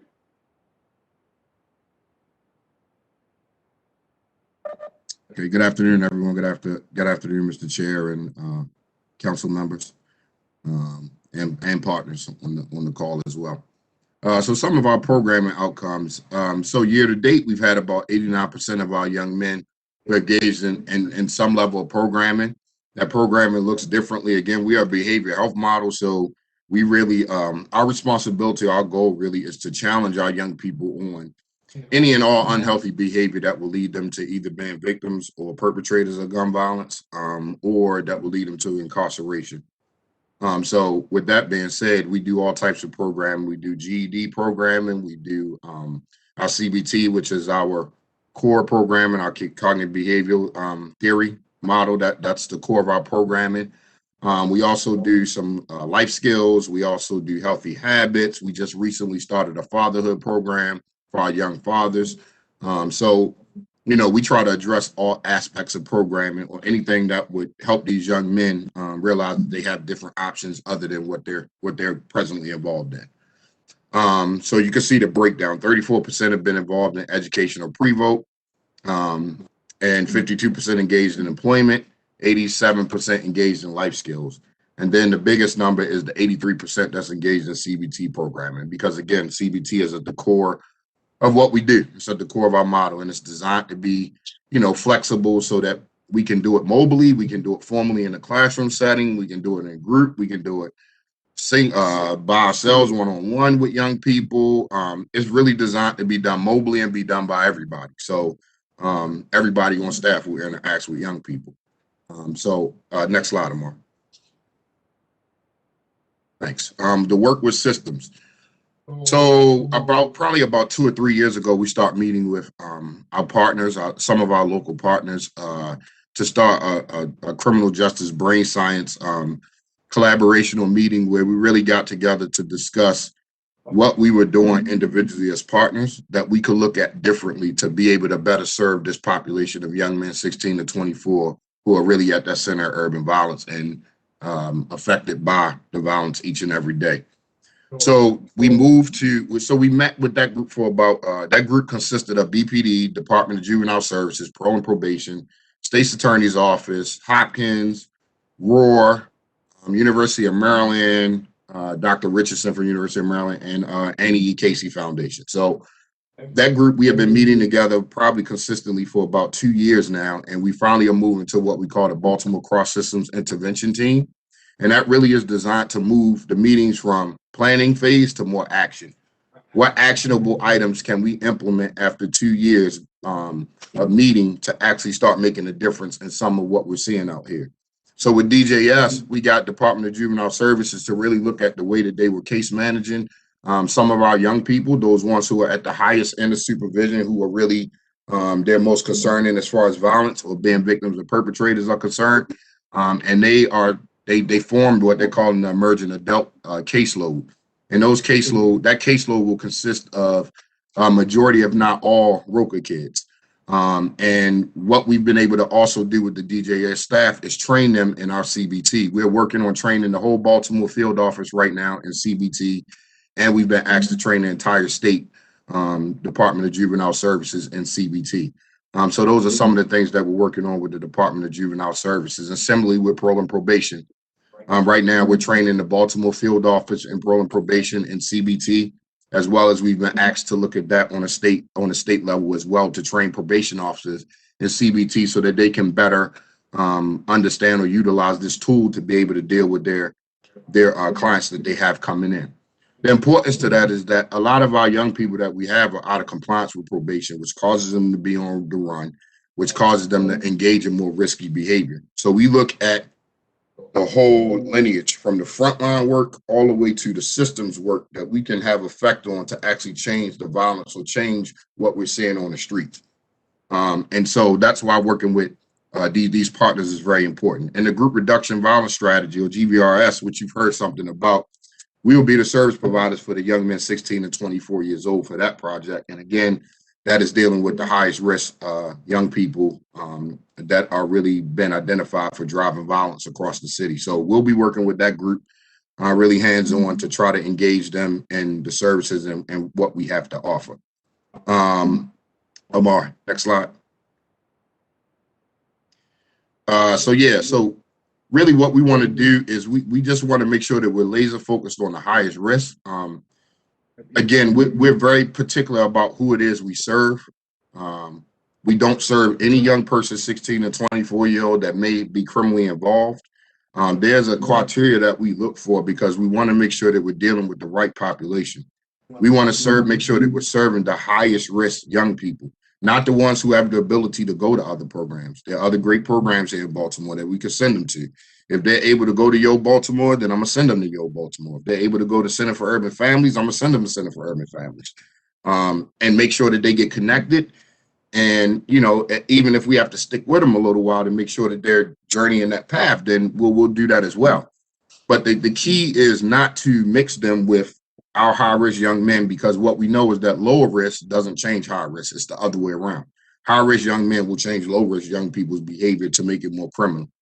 So we really are working closely to try to make sure that, you know, we don't allow that to happen. So that's why we stay laser focused on that high, on that high risk population of 16 to 24-year-olds. One who is violent with outreach, as Kurt talked about a little bit earlier, the relentless nature of our outreach. It's a little bit, what's the word I'm looking for? It's a little bit psychotic at sometimes because we really go after young people in a relentless nature. You know, we exhaust every option to really find young people because we know it's important for us to make contact with them, no matter where they are. We know it's important for us to meet them where they are. We don't ask them to meet us at certain places. We go find them. And then we try to engage them and start reducing or mitigating those risk factors that are causing them to become victims later on or perpetrators of violence, of gun violence later on. So really, it's important for us to be able to go find them where they are and then teach them the mobile cognitive behavioral theory when we have them. The CBT is really, it's the 7 skill. We call them the 7 life-saving skills because it's 7 skills to teach young people how to emotionally regulate. And then not only emotionally regulate, it teaches them how to use those emotional regulation skills to make better decisions. You know, we do a whole piece on the brain science and we explain how the brain works and how trauma actually impacts our young people's decision making. And we know that the more traumatized the brain, the harder it is for them to move to that prefrontal cortex and make those good decisions when they get in tough situations. So CBT is really designed to help work them through that. We are not a short-term intervention model. We are long-term. We're a 4-year model, as Kurt mentioned earlier. And it's designed that way because it didn't take 6 months for our kids to get into the situation that they're in. So it's not going to take 6 months for them to get out of it. It's a process and it takes time to help these young people change their behavior. And then lastly, working alongside our criminal justice and systems partners. Again, I talked about that on the previous slide, but it's really important for us to maintain those connections because they have access to our young people the majority of the time. We like to work with police officers really hands-on to help them understand like we're in this, we are in this fight. And when you identify young people that you feel like are candidates for our service, we encourage you to reach out to us, even if it's right there on the spot. I got a call from a major the other day in one of the districts, and he said, I just gave your information to a young man, and I don't know whether he's going to reach out to you. And I don't know whether, you know, or not he gave me the right name or not. He said, I don't think he gave me his real name. I said, okay, well, if you can just give me a description of him and let me know where he hangs out, we'll go find him, you know, and we'll go after him because we realize that that's the effort that it takes to reduce what we're seeing in our city right now. I think Councilman Costello put it very, very, very best when he said that no matter what is going on, we all agree that this is unacceptable and that something has to change. And I would hope that we really can make that honest effort to really work together to change what we see going on in our city. Because it's our young people are suffering. Our young people are suffering. They're suffering so immensely with what's going on in this violence, and it's starting to affect everybody. But we do have to do something different. And you know, we're here to make sure that our commitment is loud and our commitment is known, that we're in this fight. We're not going anywhere. And we're going to be committed to Baltimore City and committed to doing what it takes to help save these young people. Thank you. Awesome. Thank you so much. Well, we actually want to move quickly on this. We have another hearing that has been backed up severely, and I want to make sure we're cognizant of those folks' time. So for committee members, I'm going to limit questions to 2 questions. So choose your 2 best. I'm going to do the same on my own. I'm going to start off with my two questions. Given the presentation we just got from you guys at ROCA, it was eye-opening to see the results that you guys have had. Nearly 80% of folks staying in the program. It's great to see. I'm really curious, what would it take to scale up the program? What is the need? What is that sort of smaller subset of at-risk individuals that you guys have been hyper-focused on? And what would be the need to, what is the need that we need to meet? And how do we get there? So for ROCA to hit full scale expansion, I think first and foremost, 225 is a number that we're comfortable with over this next fiscal year. But with that comes staffing, mainly youth workers. So for every 25 young people, we need 1 youth work staff. And we have had a challenging time over the past, maybe 4 to 6 months of recruiting and finding those individuals. Additionally, with the after shooting protocol, we have gotten to the point, again, as I mentioned, as these shootings come in, we're going to have a backlog of young people. We need a full-time staff to do that outreach, to do those door knocks. We are looking to expand physically into the entire space that we have on Park Ave. And in terms of that smaller subset, I think the main piece is, as the pandemic has slowed and we're able to open up, it's really safety planning. And I'm not saying safety in terms of, the young people who can or can't be with each other in the building, because we have a good handle on that. But I'm saying more expansive as we grow to 225, 250, get 1 youth worker per 25 young people. We're now moving further across the city and we have more young people coming in. We're expanding our contract. So what does that look like? And how can we work collaboratively with community partners and agencies to assure that these young people and staff are safe on a daily basis? Because we have had staff in some pretty precarious situations over the last, even 6 to 12 months.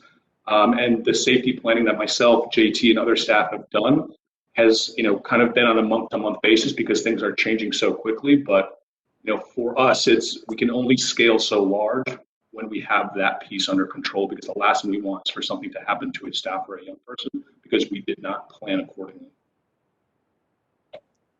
Thank you. And I want to thank you guys for the work you're doing. That relentless follow-up, that relentless outreach, I think is important to show that our young people who are on the borderline, that we're not giving up on them, and that there's still an opportunity for them. The next question that I have is actually for Safe Streets. So we've heard a lot about some of the success that we've had at the Cherry Hill Safe Street site. What are some of the things that they're doing well, and that we can begin to employ in other safe street sites, and how do we scale the efforts that we've seen there? Good afternoon. Can you hear me? Yes.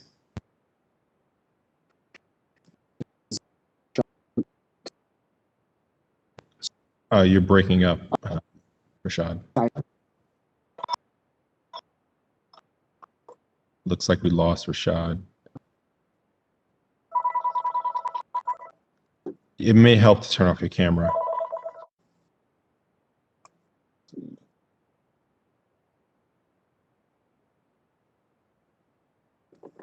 What about now?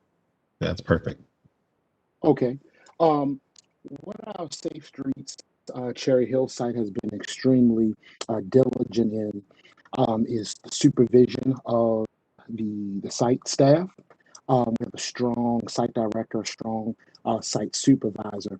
Also making sure that we have individuals who are consistently credible in their community, who know the high risk and at risk persons in their community as well, and having a strong community-based organization that helps to supply those life-sustainable resources that most of our participants and community members need. So those are just some of the things that have helped that Cherry Hill site be as sustainable and successful. Thank you. With that, I'll move on. I know Councilman Porter had a question. Councilman Porter, you still on? I am. Thank you, Mr. Chair. I did have a question related to behavioral health services. What's the success rate? We're talking about 6 months to a year out. I wanted to know if you all provide those type of triage services and follow-up case management services to individuals in your program post, post kind of like their 3 month, like we call it a honeymoon period in the field. So we're looking at 6 months to a year down the pipe for these individuals that enter your program and successfully leave your program. Thank you so much, Mr. Chair. So this is Adrienne Bridenstine. I can take that question. Throughout the public behavioral health system of care, we've got a range of different types of programs, from outpatient mental health clinics to opioid treatment programs to wellness centers. The whole network of the system is available to people in the public behavioral health system, so people who are on Medicaid. Many of the clinic type programs, like outpatient mental health clinics or opioid treatments, have case management and peer support services built into their programming. So that is a type of service that many people who get their care through those clinics will receive. And very often people who are going to these types of outpatient clinics are going to them for years and years and years. And that's just part of their ongoing treatment. The case management and peer recovery support services are sometimes categorized as non-medical services, but they're really important services to supporting somebody Yes. with those social determinants of health, like housing and people with other basic needs. So it is something that we fund. Some of the services are not reimbursed through insurance, so we try to Yes. fund those services to plug the gaps. And that's exactly what I'm talking about. Those social determinants of health services that are not reimbursable, because oftentimes we know in the field that those types of lack of services will hinder a person back into a spiral where in which they came from. And so I just want to make sure that not only are we providing the medical service, we're also providing those social determinants of health services as well. Yes, they're as important. Thank you for the question. Thank you. Councilwoman, do you have another question? No, Mr. Chair. Thank you so much. Thank you. I'm going to hand off to Councilwoman Ramos. You have 2 questions. Go for it. Thank you, Mr. Chair and colleagues. This question is also for Ms. Adrienne. I was, or anybody working on this, I have a question about the 911 diversion program. In our budget book, which I just recycled, so I can't find the page, it said that the 911 diversion program was only going to be helpful for people who with suicidal ideation. And we have way more mental health crises than that. And so can you clarify what type of crises the 911 diversion program, when somebody calls 911 and says, my son is having a crisis, I need some response, and then you get the phone and try to work through something. Is it just for suicidal ideation, or is it going to be for other types of crises? So BPD, do you want me to take this? I can start at least. Adrienne, yeah. Okay. So Councilwoman, yes, your budget book was an accurate description. It is a pilot program. It is starting very small.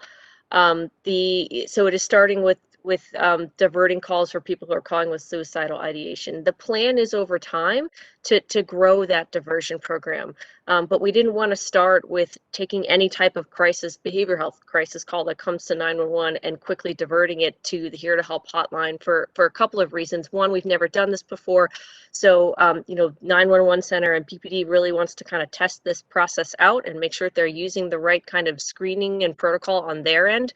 The other reason is because the Here to Help hotline is not staffed at the capacity to handle 13,000, which is roughly how many calls we get annually, 13,000 behavioral health calls that come to 911. So we need to figure out, we and our partners at the city need to figure out a plan to fully fund the center, the Here to Help hotline, to be able to handle that kind of call volume. And then as a follow-up, Mr. Chair, the mobile work that you're doing, and super exciting that it's scaling up. Would that also be for, at first, just for those who are experiencing suicidal thoughts, or would it be for all kinds of mental health crises? So all kinds. Right now, mobile crisis teams respond to all types of crises out in the community. Our plan is to scale that up so that they can be better address the need. Essentially, we know that they're only doing around 2,500 calls or responses annually, and the need is much greater than that. So that's part of why we're scaling up the mobile crisis response services. And that would also be triggered through a 911 call? Those are deployed through the Here to Help hotline. Okay. They could be deployed if a call were diverted from 911 or if somebody called the hotline directly.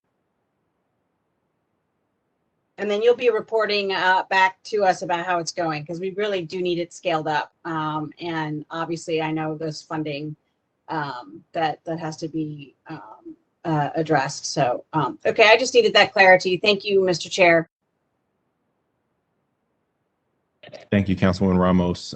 Next, I'm going to hand off to Councilman Cohen.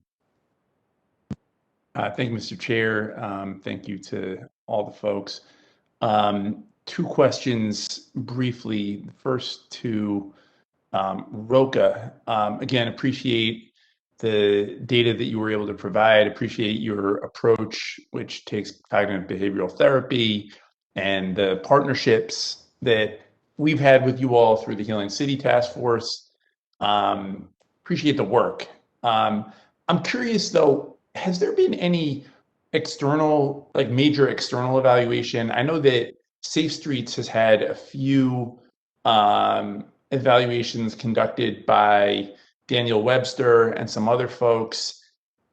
Has there been sort of a rigorous multivariate evaluation of Roca by an external entity? So for Baltimore, we're only 3 years old and we're a 4-year program. So we don't have the data to be able to do an extensive evaluation just based on the structure of the model. It's a 4-year model. So we don't have, we don't have 4 years worth of conclusive data to be able to do anything like that for Baltimore. We do have a bunch of different evaluations going on right now that are looking at the CBT model and how effective it's been and dosage wise. But again, the thing that we have to be very careful about is we can't compare Massachusetts data to Baltimore data because the levels of violence in those two states are completely different. So I would be very careful to step out on that and use any of the, because they have had plenty of studies done. Sure. Right. And it showed success in Massachusetts and showed some of those numbers. But I wouldn't feel, just be being honest, I would be leery to step out on that given the level of violence in Baltimore compared to the level of violence in Massachusetts. No, so I think that after, yeah. Listen, I grew up in Western Massachusetts. Springfield is no Baltimore, right? You're 100% right. That said, though, I still think it would behoove us to have an external evaluation over those 4 years. You're right. For the full cycle, I do think that's really important. So if that's not happening currently, we do. We have an external evaluator already working on the evaluation. It's just they don't have enough data yet to actually do it because we're not at year 4. We're only in year 3.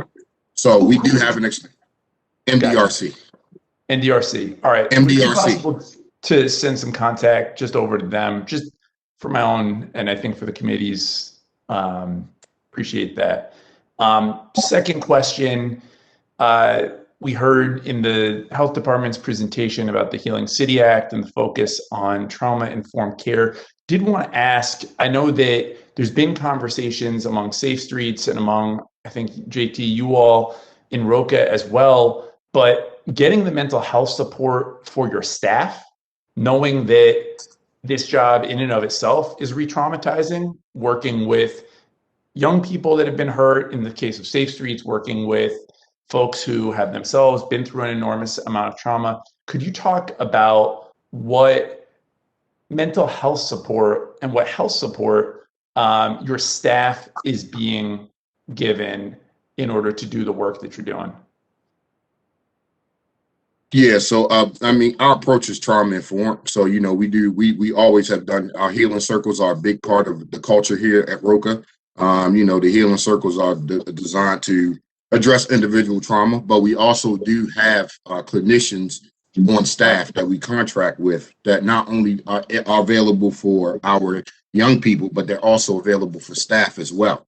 Um, our supervision and accountability structure is one in which it's pretty tight. It's pretty tight and pretty focused. So we interact and we conversate with staff so much that it's easier for us to pick up on those things because of the supervision.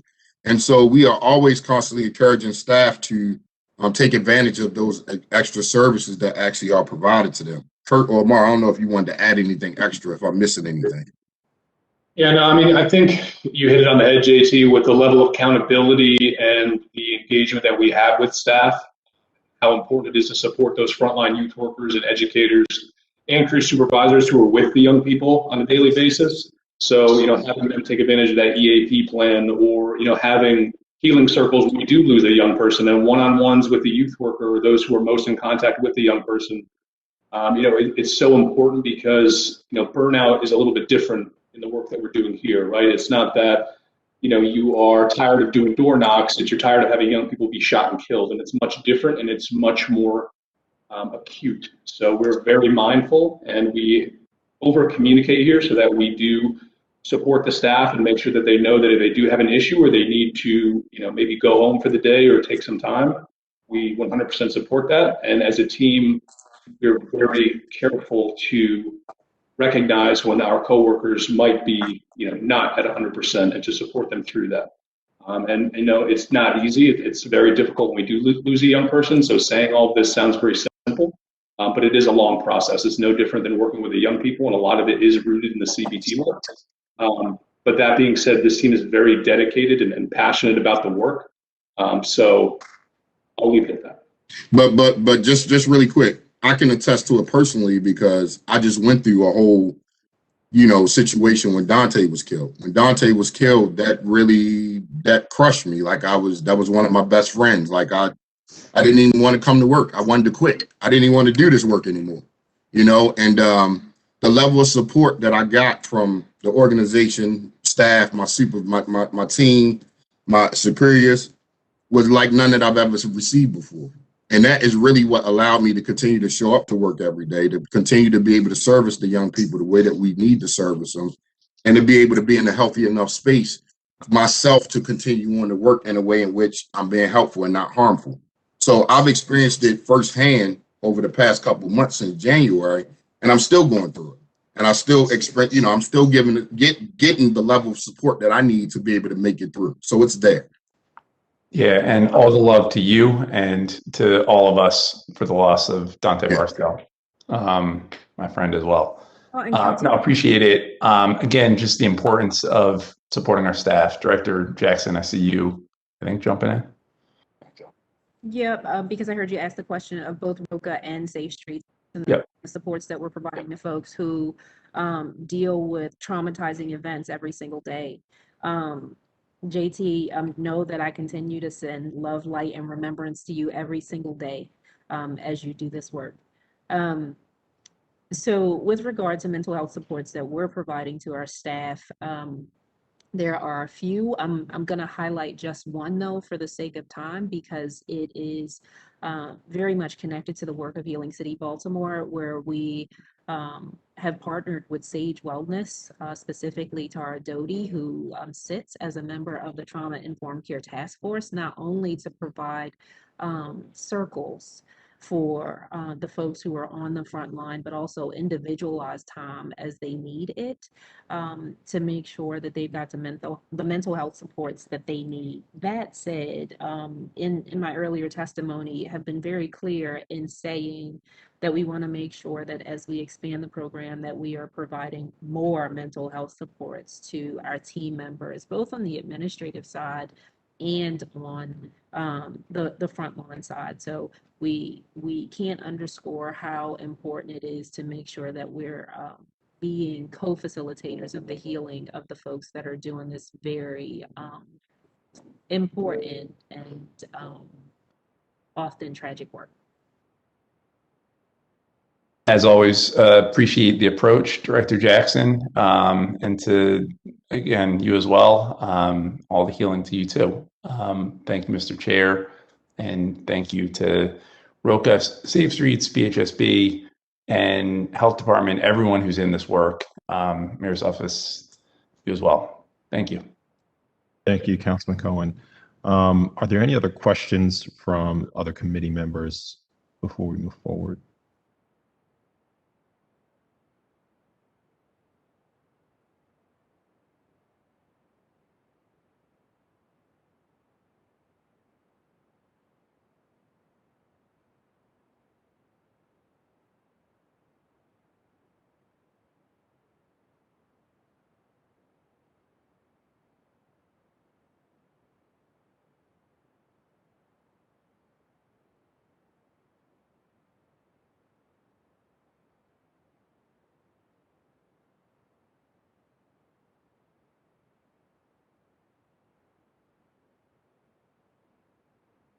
Sorry about that, folks. Had some computer issues, but I'm back.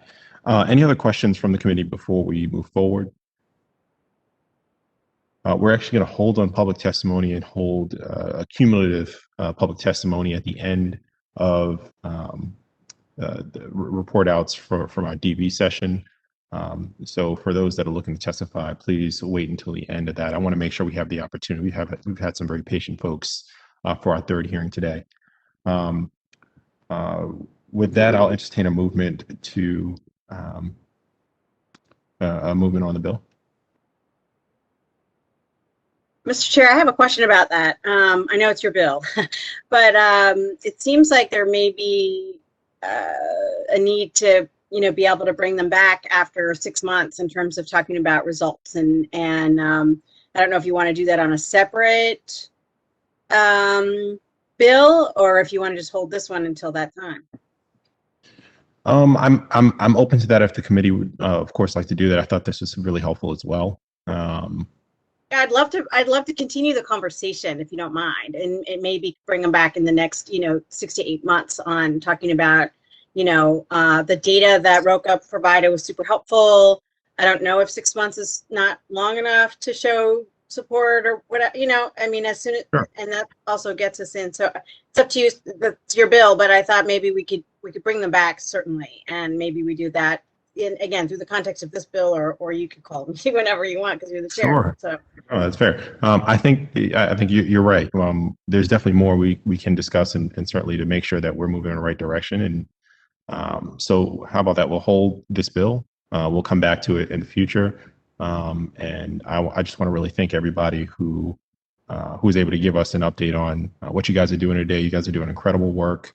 When I think about the future of public safety in our city, each one of the programs that you guys are running are going to be integral towards our success, our sustainable success. And I just want to make sure that I acknowledge you guys for all the great work you guys are doing. With that, any additional questions, comments from the committee before we go into recess? Okay. All right. Oh, was that someone? Okay. This hearing is in recess. We are going to move to our third and final bill for the day. Bill 21-0041R, informational hearing, domestic violence in Baltimore City, for the purpose of inviting representatives of the Baltimore City State's Attorney's Office, the Baltimore Police Department, the Mayor's Office of Neighborhood Safety and Engagement, the Health Department, the Sheriff's Office, as well as community advocates fighting against domestic violence, to share their expertise with the Baltimore City Council and the general public to discuss programs available to victims of domestic violence. This bill was introduced on April 19th, 2021, and it was sponsored by myself, Councilmember Mark Conway. So amid all of the horrific statistics of the COVID-19 pandemic, one of them that has been particularly standing out recently is the increase in domestic violence. Experts predicted last year that with workplaces closed, people staying at home, social circles, and access to resources shrinking, instances of domestic violence were in for a dramatic increase, and they have been. Sadly, that prediction has come true, with the Baltimore Sun reporting violent domestic crime increased nearly a third in Baltimore alone, with similar patterns playing out across the country. The very first homicide in 2020 was a domestic incident when a woman was stabbed her partner to death after an argument. In April, Nakia Jackson was shot by her boyfriend, who had a history of domestic violence and then left in a field to die.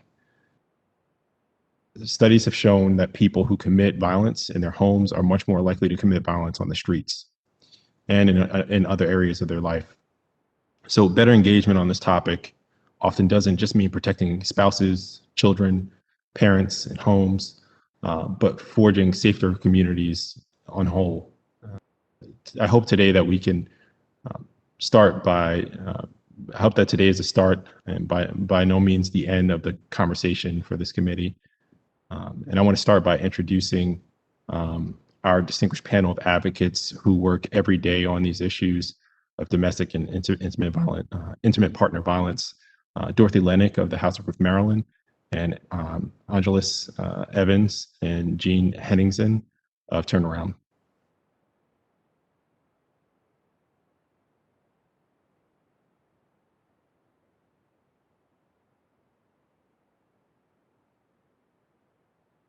Dorothy? Thank you, Mr. Chairman, members of the committee. My name is Dorothy Lennick. I'm the director of the Domestic Violence Legal Clinic at the House of Ruth. The House of Ruth serves victims of domestic violence or intimate partner violence throughout the state of Maryland, but our main services are located in Baltimore City.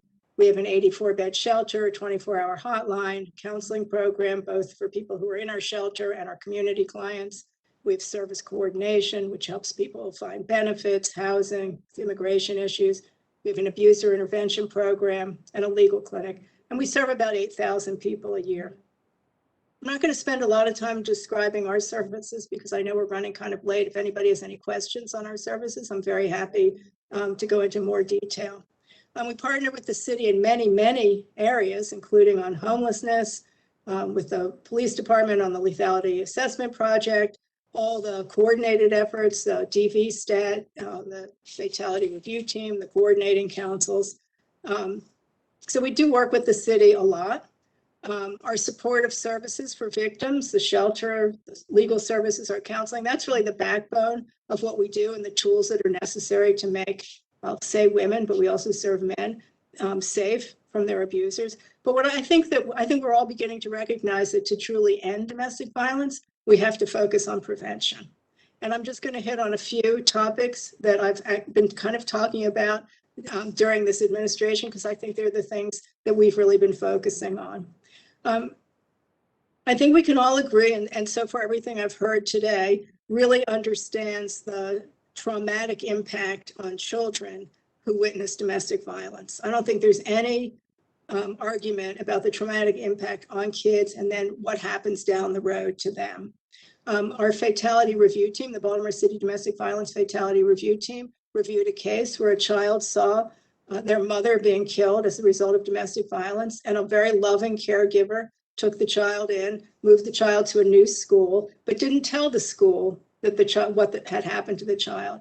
And because the child was so traumatized, the child started to really flounder and then got into trouble, and then all the cascading effects down the line. So we've talked a lot about what schools can do, having to do with domestic violence and trauma. But what we want to add to that is that we really think that the schools need to be, school personnel needs to be trained on identifying when kids have been traumatized. Beyond teaching them healthy relationships and dating, we need to make sure that school personnel are starting to identify kids who have been traumatized. And what the fatality review team recommended was maybe using school nurses. And I know we don't have enough school nurses, but maybe beefing up that part of what we do so that school nurses are really aware of and involved in and looking for kids who are having trouble that way. And it's not just domestic violence. The trauma can come from any of the kinds of violence that we see in the city. The second area I wanted to talk about was the importance of rapid rehousing.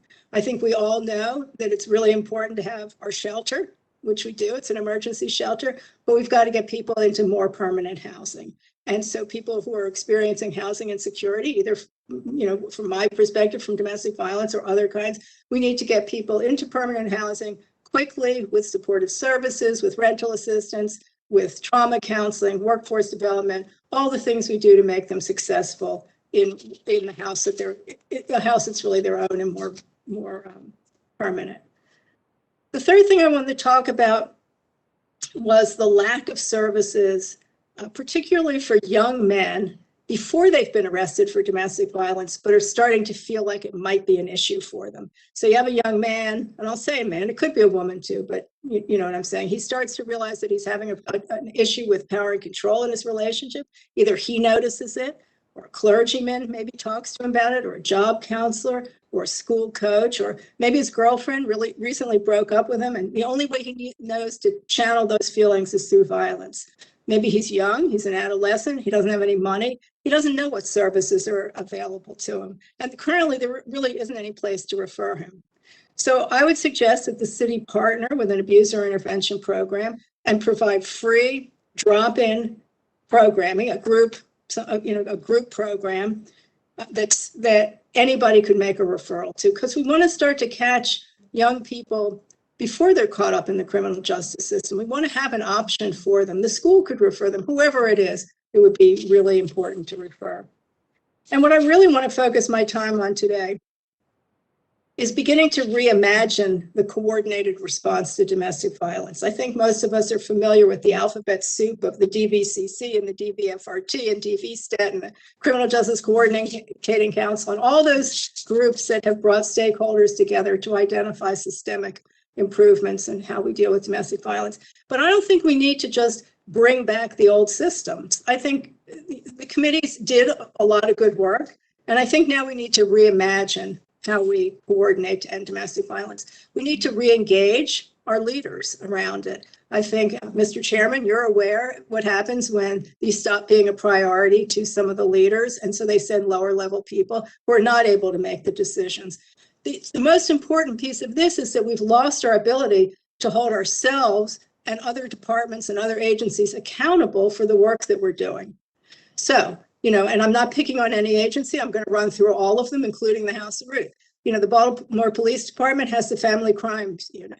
They're maybe good at handling felonies, but what about the response from the beat cop on the misdemeanor cases? Are we actually looking at how they're responding? Somebody calls 911, what happens when they call? What kind of resources are they given? I think we need accountability around the lethality assessment program. Are the police filling out the screens? That's one thing. How quickly are they getting them to the House of Ruth? Well, what's happening at the House of Ruth then? I'm not excluding us from this accountability piece. In the old days, House of Ruth had to report back to the city. How many screens did we get? How many people did we call? How many times did we try to call them? Did we engage those people in services? What was the outcome of it? So that we could actually decide whether something like this was still really worthwhile. We need accountability from the state's attorney's office, both in the circuit court, in the special victims unit, but also in the misdemeanor district court. How many cases are being prosecuted? What's happening with those cases? Why aren't victims going forward? What can we do to maybe make victims more willing to testify? Baltimore City fought very hard to have the sheriff serve the temporary protective orders. What do we know about that now? Are they serving them? What rate are they serving them at? What issues are they facing in getting them served? One of the recommendations of the fatality review team was for the Baltimore Police Department to create a protocol for intervention strategies when responding to escalated domestic disputes. So there was no crime, but the police come to a house and the couple's arguing with each other over and over again, and they've been called 10 or 12 times to the same family. No crime has been committed yet, but what can we do to help that family maybe de-escalate or get them separated? Another issue, and I know the court is outside the jurisdiction of the city council, but I don't know if you're aware that statewide, about 20% of district court cases, we didn't look at circuit court cases, where there's been a conviction or probation before judgment, there are no fingerprints in the court's database. And I didn't know this, but I've now learned that if there's a case in the court's database and you have a name and you have all the charges and you don't have fingerprints, they don't get linked up. So you don't have a good record of that person. That is not on the person's record because there were no fingerprints. And while this is not separate for Baltimore City, it's a statewide issue. I don't know if people really realize it. It's, another issue where who's holding us all accountable around domestic violence. So again, I would emphasize we need to re-engage our city leaders of all the agencies. We've got to learn how to work together, strategize together, hold each other accountable. We don't need to shame and blame, but we need to identify the issues and try to address them. And thank you. I'd be happy to answer any questions. Thank you so much, Dorothy. Always a pleasure. For those that don't know, for years I was the DV Stat analyst over in City Stat, and Dorothy and I worked together. And all the issues that she brought up just now are all the issues that we were trying to resolve then, and we're probably still trying to resolve now. I think we made a significant headway, and I think what's important about this hearing is that we're trying to figure out where we are, because I think it could be really, really helpful toward the effort to make sure we're doing the right things and we're addressing the issues that we know are longstanding issues.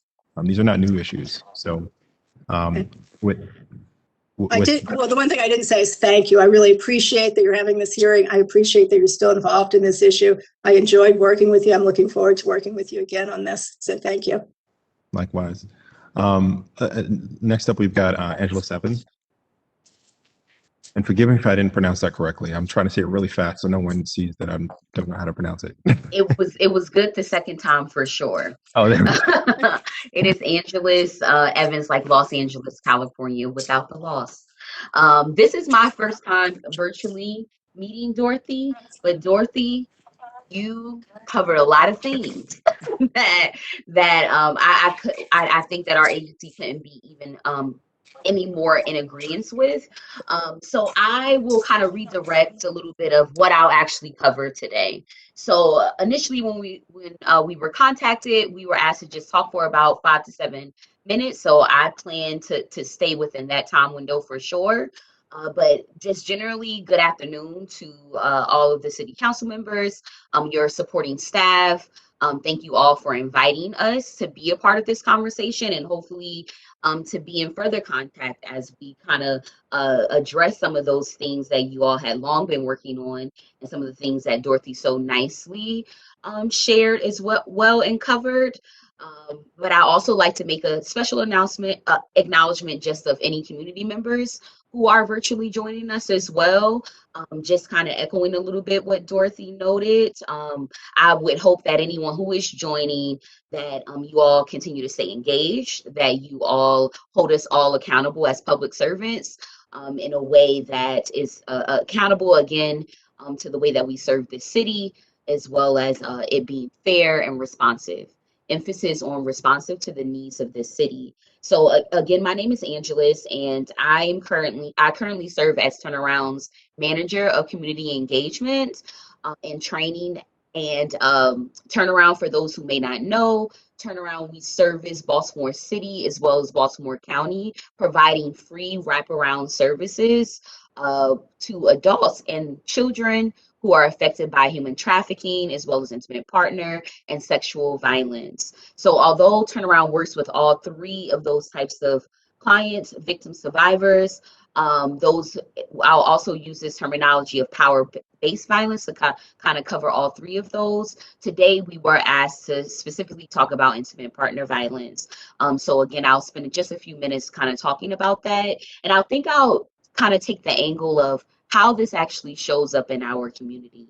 So I often note in these public presentations that we do that my department, the department that I manage, is actually the only department, well, one of the departments that doesn't work directly with our clients. We don't directly work with clients. However, I have found that in doing this work for over a decade or so, that myself as well as my team members, we are constantly working with survivors out in the community, because every time we step into a community space, there is a survivor present, whether they acknowledge themselves as such, or whether we just know by given the statistics, so many of which have already even been covered, from the police speaking earlier to Dorothy speaking, even your intro to our section. Councilman Conway, just noted how it's showing up specifically under COVID. So just yesterday, for instance, I sat in a circle with 13 West Baltimore residents who belong to a building there that probably houses over 100 people. And during our time together, we discuss things like how to identify abuse. We discuss how to support a loved one or a community member who may be being victimized. We debunk some of our own biases, right? Regarding intimate partner violence and how it shows up in our lives, in the lives of our family, and the lives of our friends, as well as in our community. By the time we completed our conversation, we had maybe 30 examples of how all of us had experienced some level of intimate partner violence or was affected by it in some way. Mind you, I was invited to this building because one of the neighbors of this particular apartment building was stabbed to death by an intimate partner at the beginning of this year. And this is the same place where all of these people still reside, where they are raising their children, where they are going off to work, coming back home to. So it had hit this community that close. In addition to all of these examples that came up during this time, there was a father who disclosed that his son was currently being verbally and physically abused by a partner. There was a 65-year-old woman who shared with us that she saw her father beat her mother for the first time at 4 years old.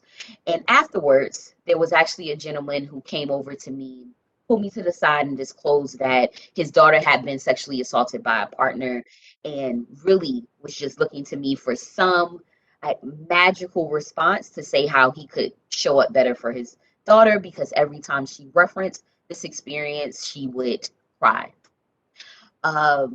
One of the things that we've noticed, again, particularly with working in turnaround this year alone in our fiscal year in Baltimore with our Baltimore City resident clients, we noticed that they were impacted by intimate partner violence that made up about 18% of our total client population.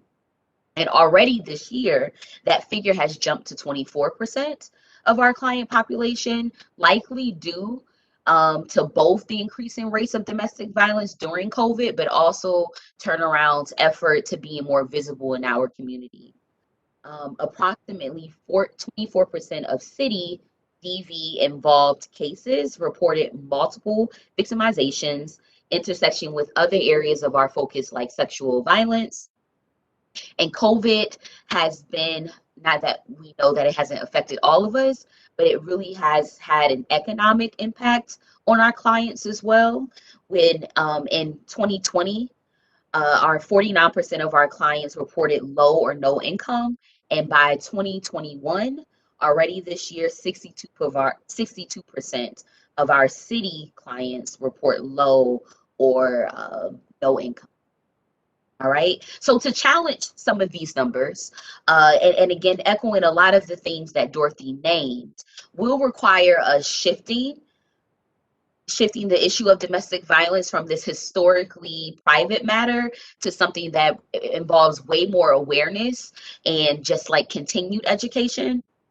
It would not only require us to be more trauma informed in our responses, but it would also require, again, more of that prevention education piece as well, and more authentic conversations like I had yesterday with some of these community members, where we're able to have more of these conversations, not only in this space, but in everywhere in our community where we're joining together. It definitely requires us to prioritize violence in the home. And as Councilman Conway noted, that and how really looking at how it shows up and it goes out to our street. All right.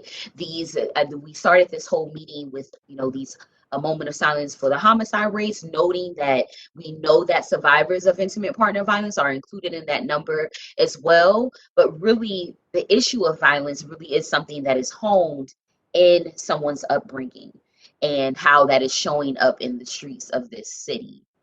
So making sure that we definitely as a whole prioritize that. At Turnaround, we really believe that it's important for our local representatives that we are constantly looking at the issue of domestic violence, not only as a social issue, but one of also economics as well as public health. So when we are so in ways that we can kind of address that really is through our legislative efforts, right? Through creating platforms where folks can speak about their stories, and people can listen to those stories, through continuing our own education and making sure that schools and families, they have access to preventive education as well, that we are also publicizing in our community what power-based violence looks like and how it won't be tolerated amongst us, as well as in addition to supporting policy around public safety and or changes in laws that may further disconnect survivors from their access to resources. So all in all, it cannot be a sporadic agenda item. It cannot just be solely one bill, although we appreciate any and every effort of that, but it really will require great commitment amongst all of us, as well as a commitment from the communities that we serve. So that will end my time. That's my spiel. And I will welcome as well as Dorothy any questions that you all may have.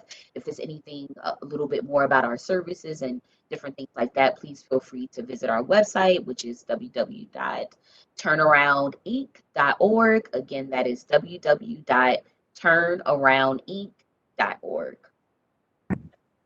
Thank you, Angeles, and I really appreciate the work that you guys are doing. It means a lot to folks that may be in a very difficult situation, especially now. And next up, I want to introduce Jean Henningsen.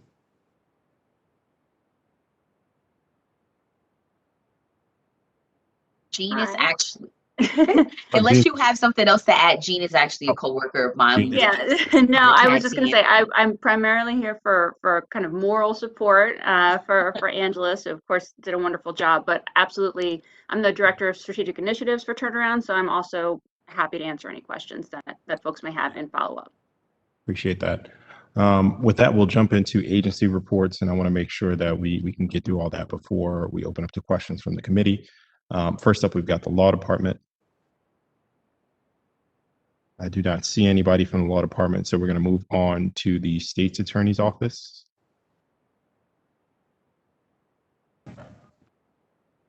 Good afternoon, Mr. Chair. My connection is really spotty, so if you don't mind, I can leave my camera off to make sure there aren't any audio interruptions. Totally fine. Okay, good afternoon, committee, Mr. Chair, council members. My name is Yusuf Ahmad. I'm the Director of Legislative Affairs for the Baltimore City State's Attorney's Office. We support this legislation, this resolution, and discussion for increased awareness of domestic violence in our city and strengthening the tools and programs we have available going towards the issue. I want to echo earlier sentiments to you, Mr. Chair, of your efforts towards this issue, having sat in the booth and watching you manage DV stat at a time when interest was waning. I appreciate and applaud your continued efforts, and we'll make sure that our office can participate in any way that we can to make sure that we aren't the ones responsible for not moving any issues forward. So I want to put that on your plate, that we're willing participants.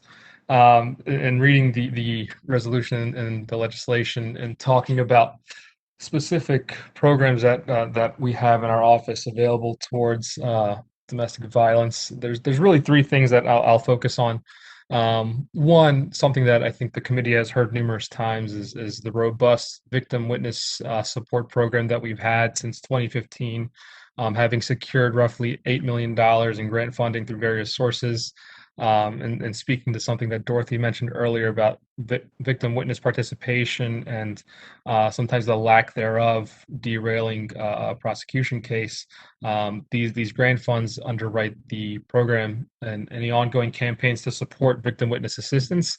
We have about 20 advocates that we've been able to hire that are assigned to our internal divisions to help victims and witnesses through the judicial process. In the first year, we had 546 victims and witnesses of crimes assisted, which is 2015. And in the past 2 years, we've increased capacity and now serve over 8,000 on average.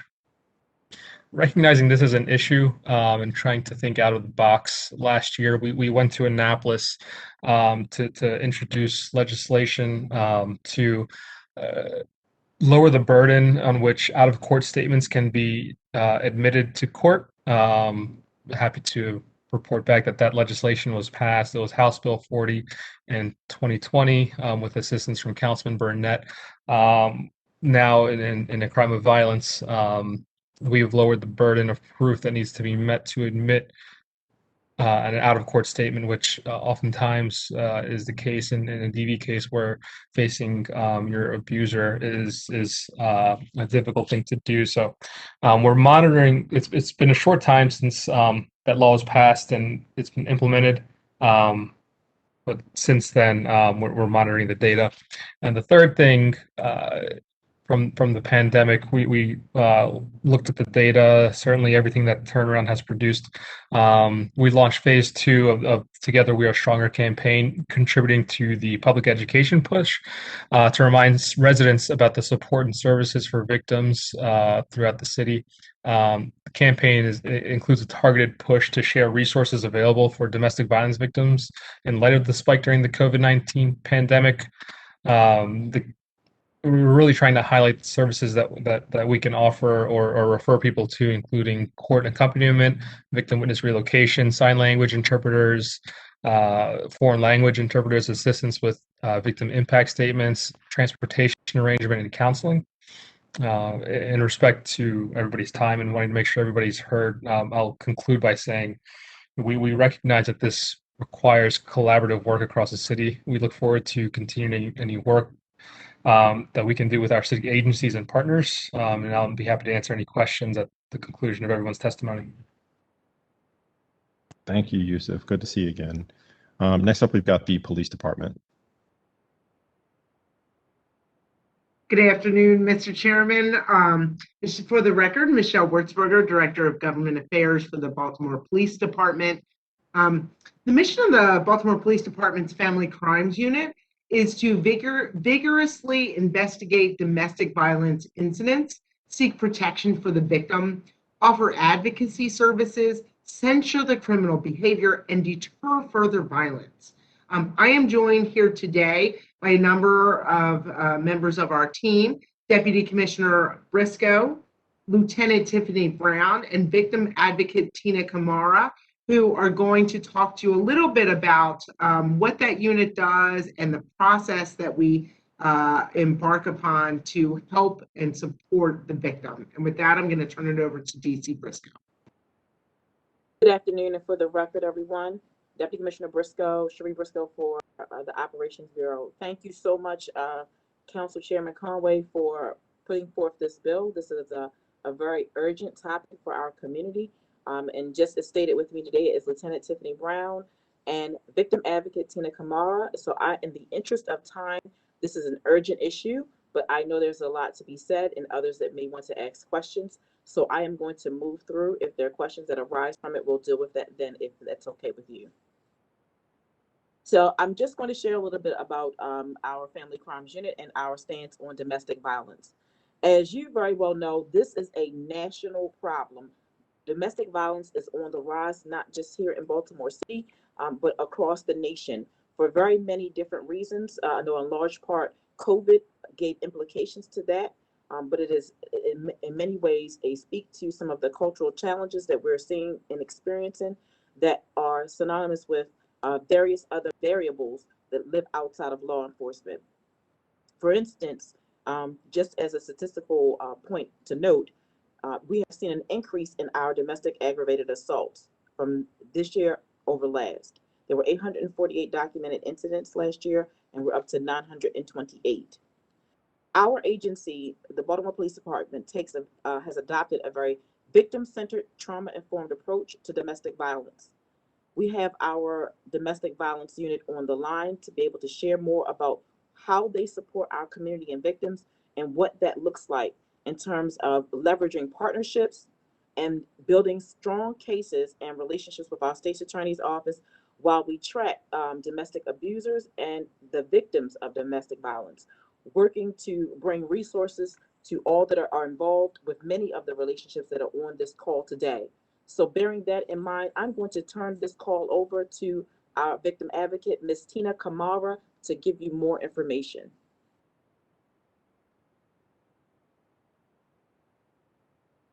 You have to unmute yourself. Ms. Tina, you're not mute. You're muted.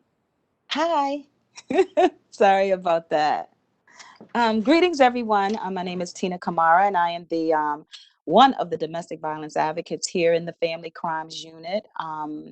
Myself, along with my partner, Miss Tisha Scrivener, we provide services to the victims once the detectives has actually received the case for patrol, and once they finish their investigation. So what we do is step in and then offer them the services that they need at the time that the incident happened. One of, but not limited to, of our duties is to help our victims obtain protective orders and help them with their paperwork.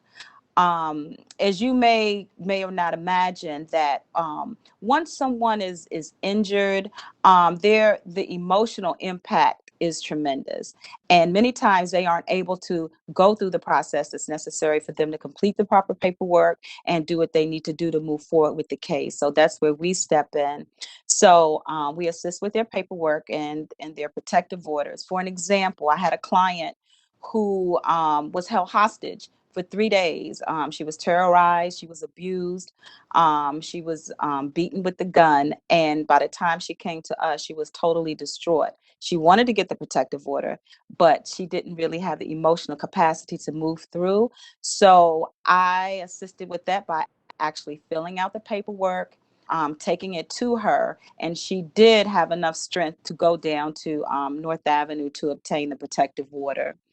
In many cases, we do not have phone numbers for the victims, or they don't provide us with phone numbers. In that respect, we still don't leave that open. We'll assist the detectives with going to their homes to provide services and to make sure that they're okay.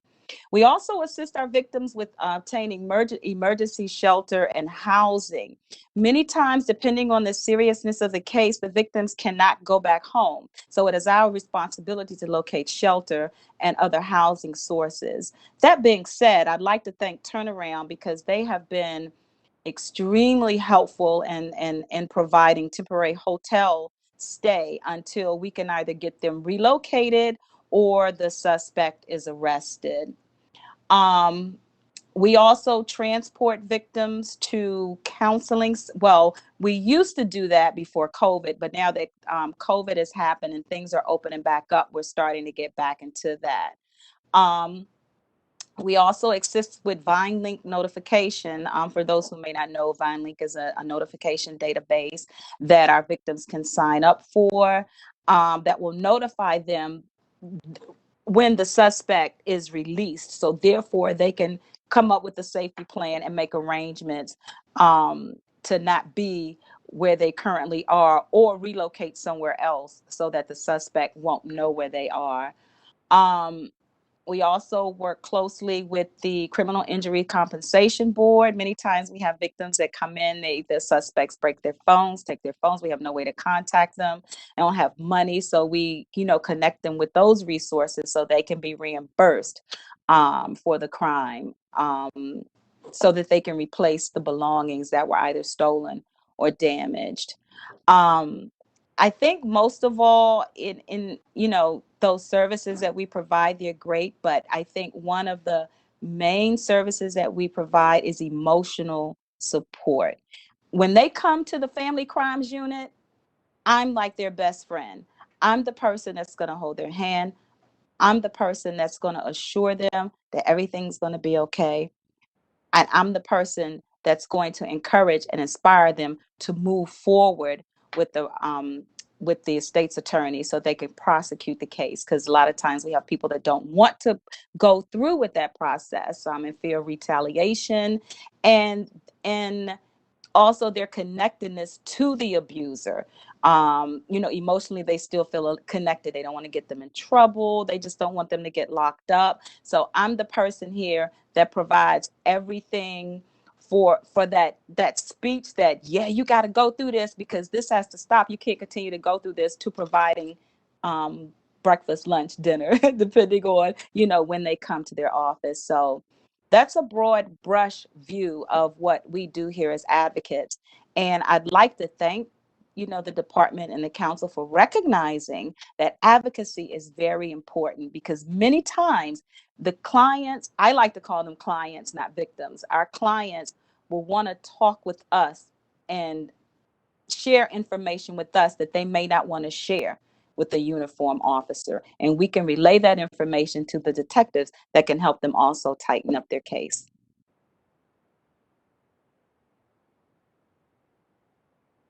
Thank you so much, Advocate Kamara, and Lieutenant You're welcome. Understanding to our presentation.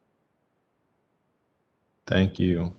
We're going to move to the next agency, and that is the Mayor's Office of Neighborhood Safety and Engagement. I see we still have Nick on the line. You still have Director Jackson on the line as well. Director Jackson on the line as well. Jackson. Yes, thank you, Councilman.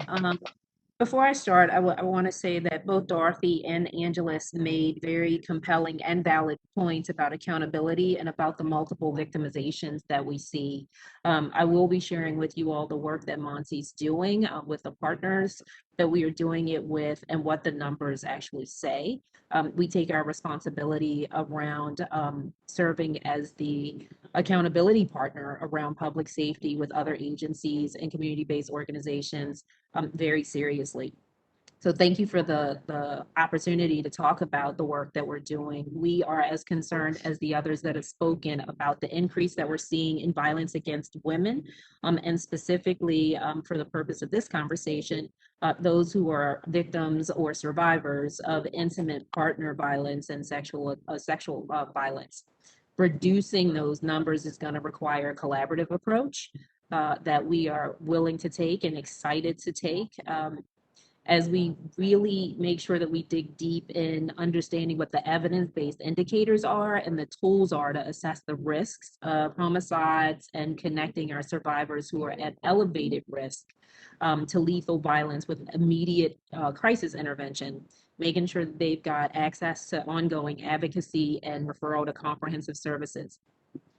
So we know that studies have confirmed what domestic violence experts have feared about the impact of COVID-19, and you heard the folks that spoke before me talk about this as well. We've seen a significant increase in the prevalence of intimate partner violence nationwide. The pandemic's fostered increases in the stressors that often lead to domestic violence. Unfortunately, those include unemployment, financial instability, and parental stress, all of them being associated with IPV or intimate partner violence.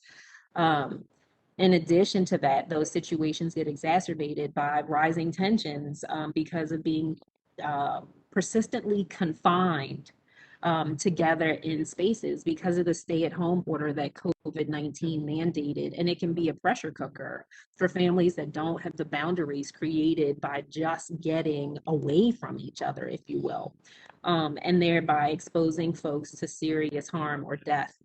So absent the pandemic, right, just speaking from a historical perspective, we know that IPV victims are often hesitant and even reluctant to reach out for services or to contact law enforcement because they have fears that nothing's going to be done, or the thing that gets done is going to further harm their family or create instability within their family. And even bystanders think a lot, they vacillate a lot about whether or not they're going to report victimization or not. And we see that in higher rates in Black and Brown communities because there's a belief that folks aren't going to be believed.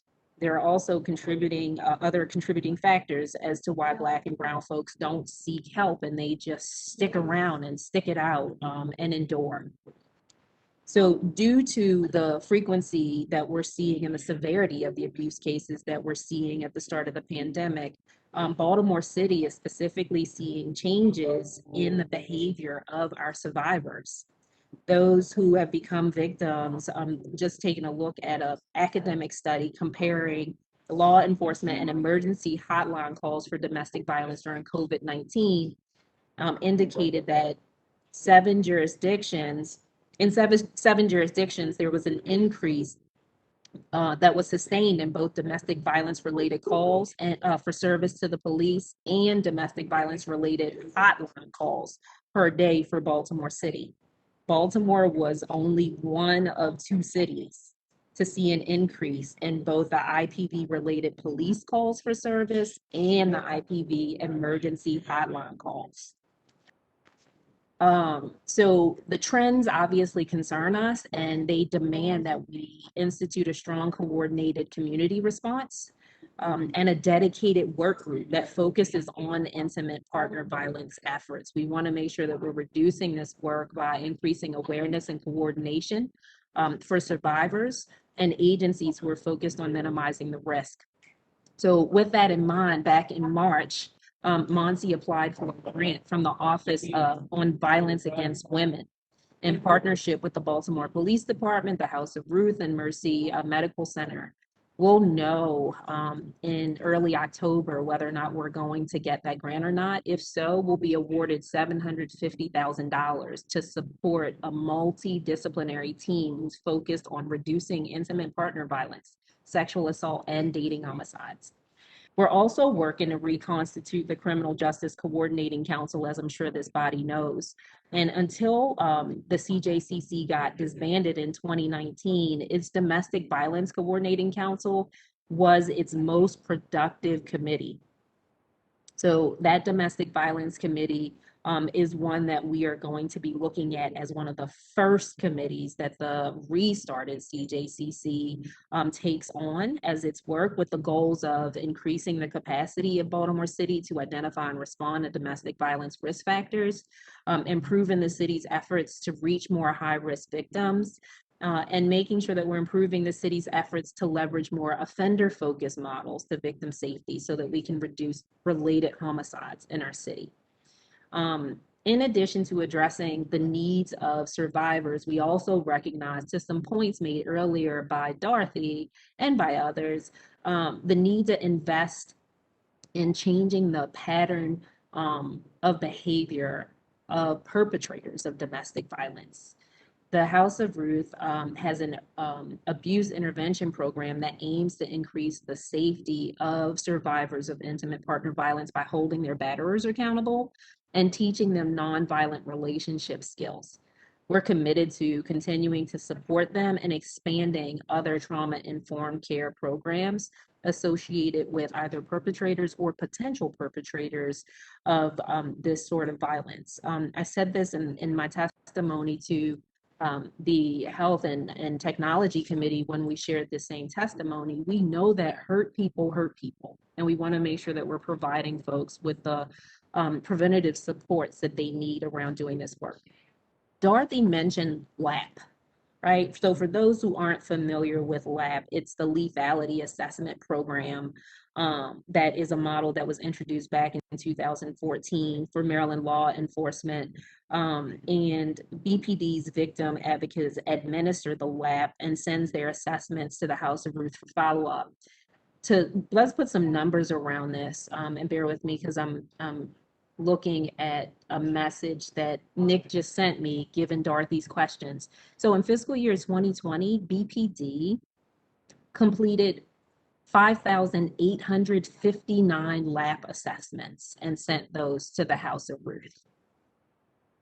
In March of 2021, and this is when we last verified the data, so this is a monthly number because we started auditing, right? So MONSE, again, takes its responsibility of accountability, partnership very seriously.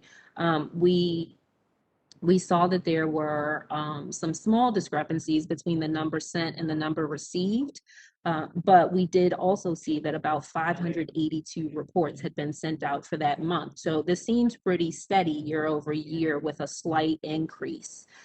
So know that we're continuing to do that work there around the lab.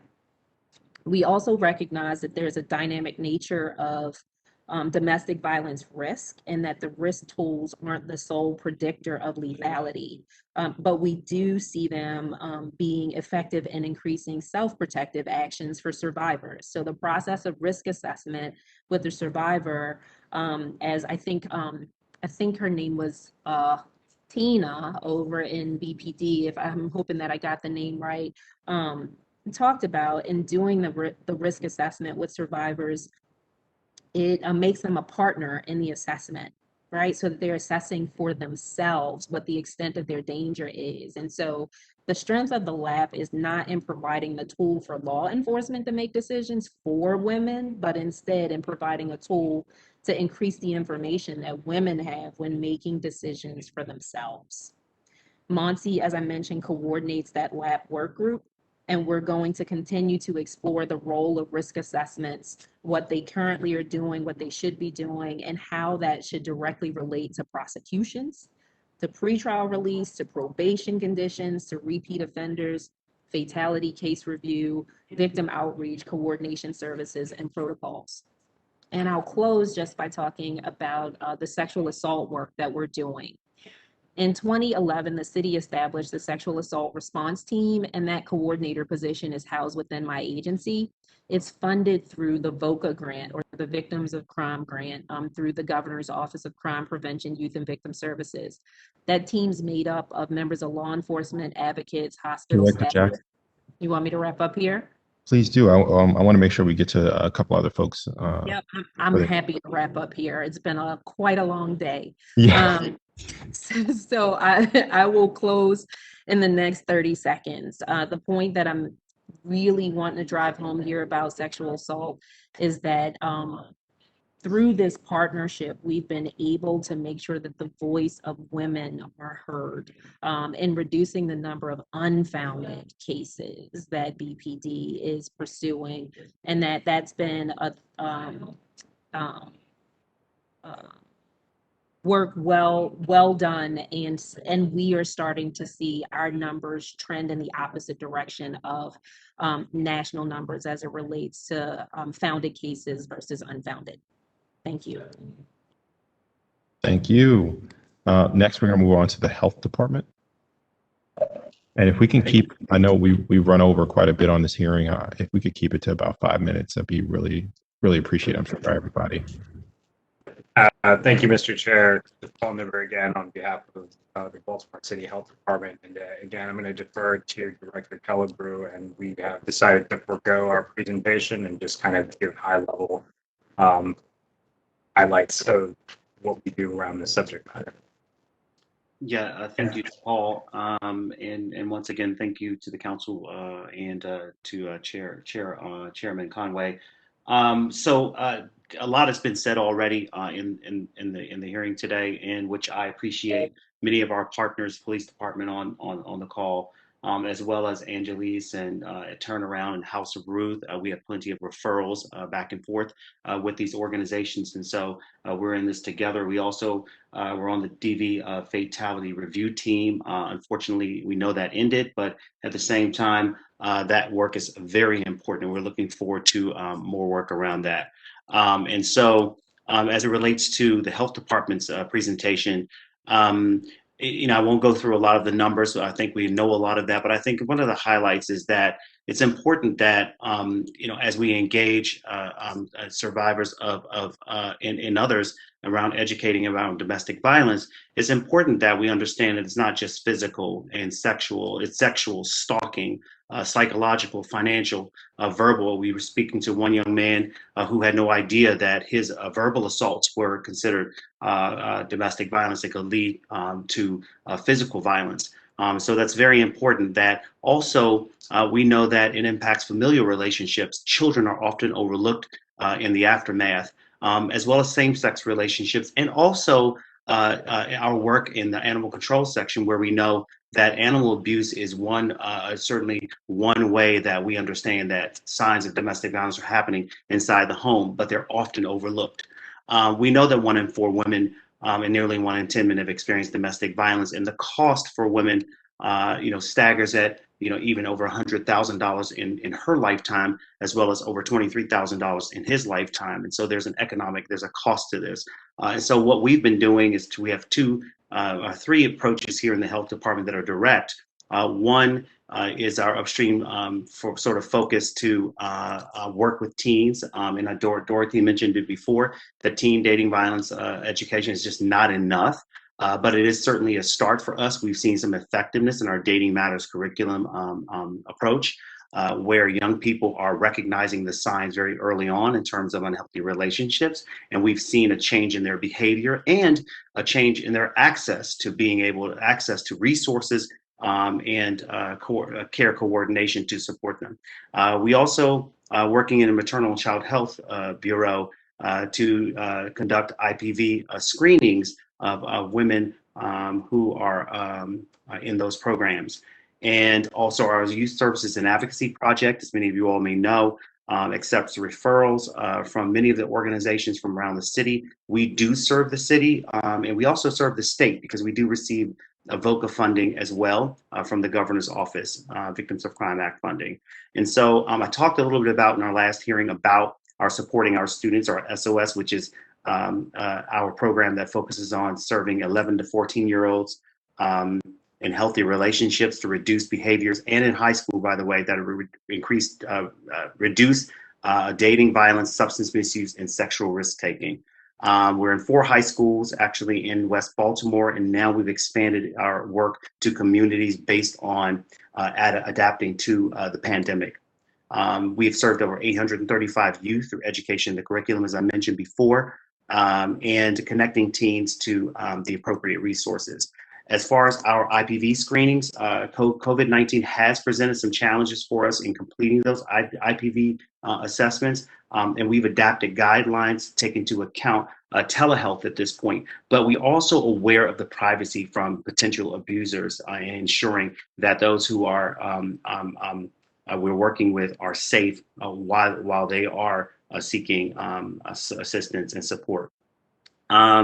And so we have a universal screening through Health HCAM as well that focuses on prenatal risk assessment, as well as postpartum infant and maternal referrals from hospital after delivery. And by trained nurses and social workers are conducting those assessments. We have resources and referrals provided by positive screenings, and also accept referrals from those hospitals and HCAM to support victims or survivors of domestic violence. And lastly, our Youth Services Advocacy Project, very happy to say that, we do, again, have funding. We have $35,000 so far in this year, and I think our program grant period ends on September 30th, which means we still do have funding for rental assistance to participants. And we've often had to relocate domestic violence victims to either here in the city or in Baltimore County, or wherever they need to go to stay safe with their family.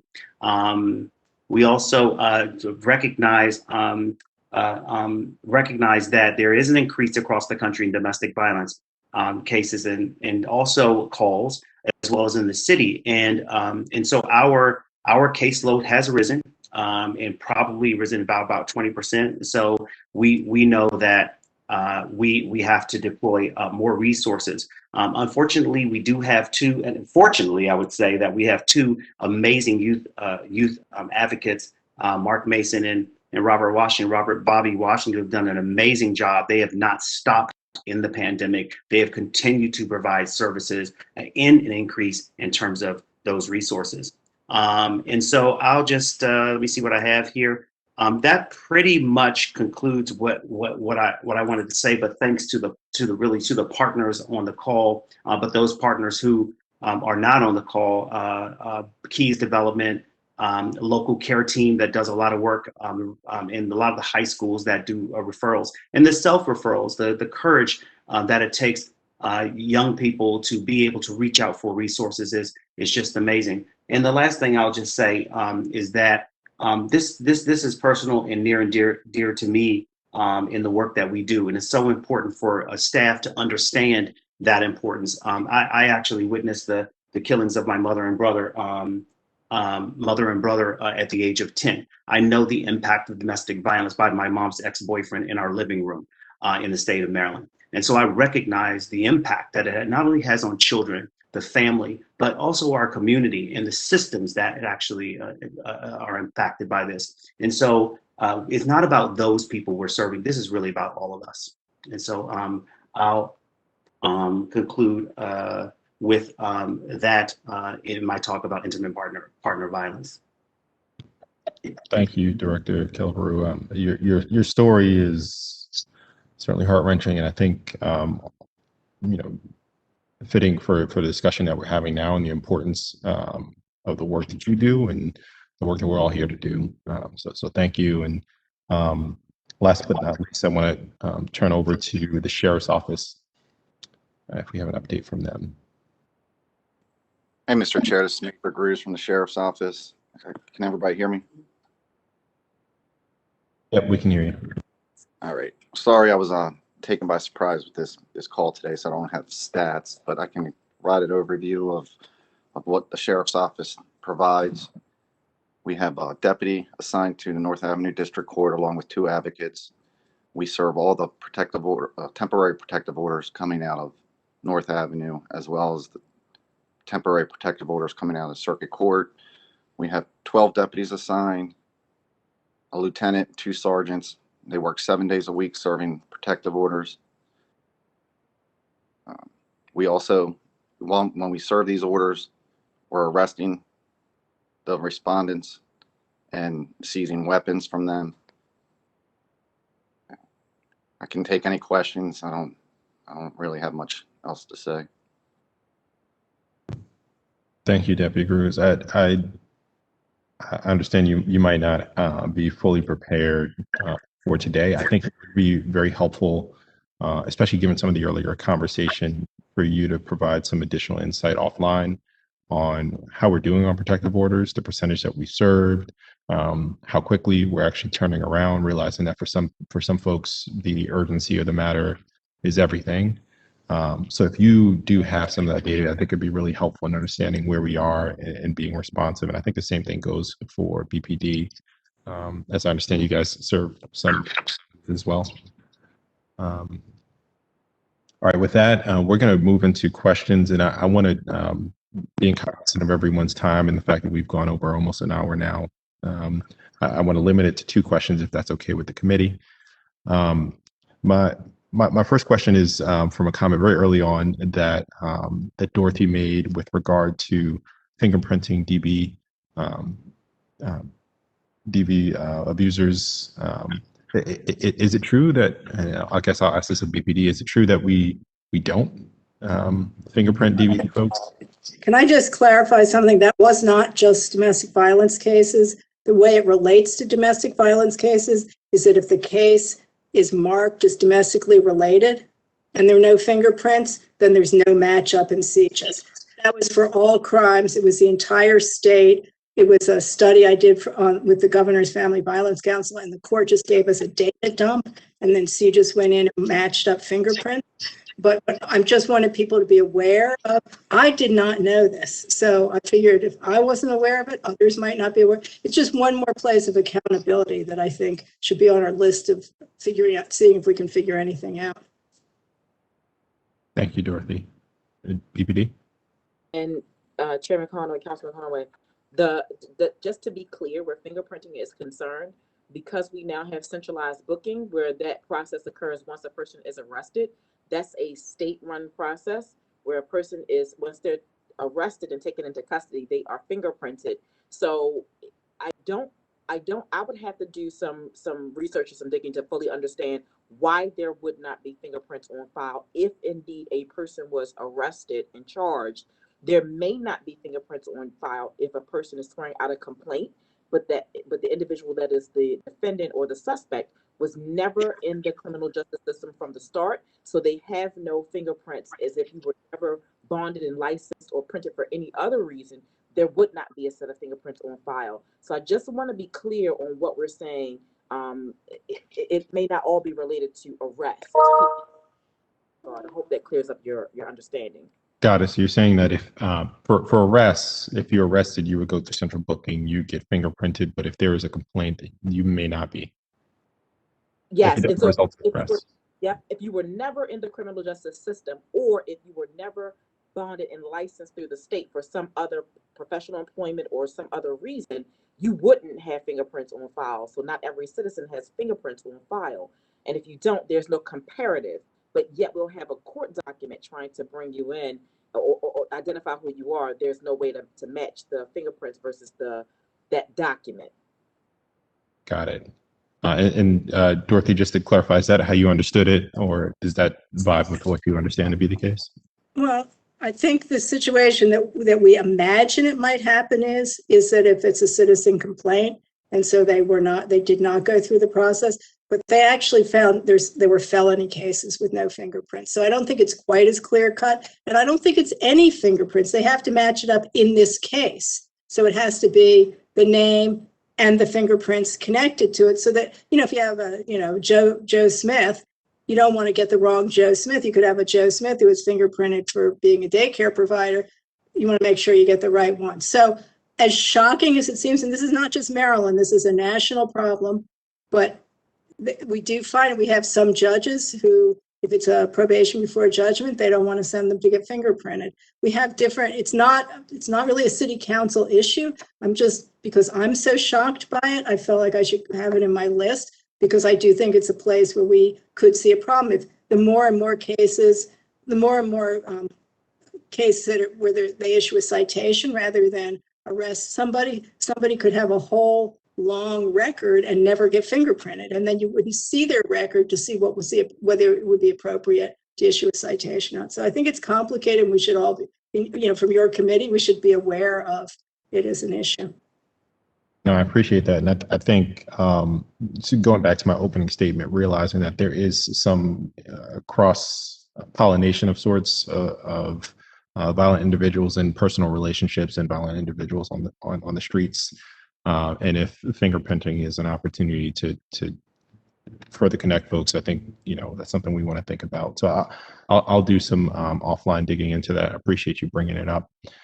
The other question that I have is with regard to services for folks who are abusers. If we're looking to change behaviors of folks that may be maybe not fully violent yet, maybe they haven't gone to court, they haven't been required to go through some program, but have shown some early violent tendencies that are early warning signs. What program do we have available? And I guess the question would be for the health department.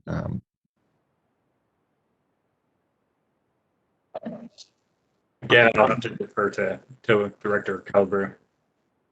Thanks to Paul.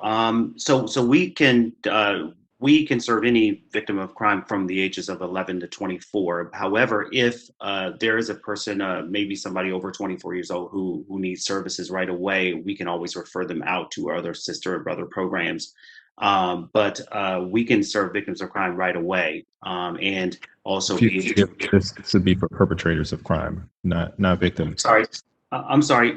So, this is interesting. We recognize the dynamics of abuse, right? That there's a cycle of abuse. With VOCA funds doesn't allow us to directly serve somebody who may be in the commission, who's found to be in the commission of a crime. And we run into this all the time, right? Where, for instance, if somebody is, I know we're talking about domestic violence, but if somebody who may may have been arrested as well, who might be in the, deemed in commission of a crime, we may not be able to serve that person right away until we find out sort of the differences. However, it does allow us to serve someone who, perhaps has committed a crime before, but still is a victim of a particular crime. A different crime. And so just there's a real wall right there, a fine line that happens, but we know the dynamics of victim responsible parties often one and the same when we're talking about our young people, right? It's a fine line, but we work with them to understand, if there's something happening where there's evidence that they are both the victim and the perpetrator, we may not be able to serve them in that particular case, but may be able to refer them to a program who might have grant funds that might be able to serve them, that doesn't have the same requirements as our VOCA funding does. So we find a way, regardless of whether people are the responsible party of a crime or not. Yeah, I think it would be really very worthwhile for us to think about whether or not we run the program or partner with a nonprofit partner to identify opportunities to fill that gap. Because I think it's, we talk about this all the time, and we just had a whole hearing about it right before this one. Alternatives to policing. We don't want to wait until someone has hit someone in order to then act. By then, now they have a record, and it's many times too late. Now you're adding the additional, they can't get a job because now they have a record for hitting their girlfriend or wife, and it starts to snowball. So if you guys could help us think through, or if there's anything that we can do as a committee to begin to think through how we can fill that void, or partner with someone to help us fill that void, I'm be really excited to see what that is.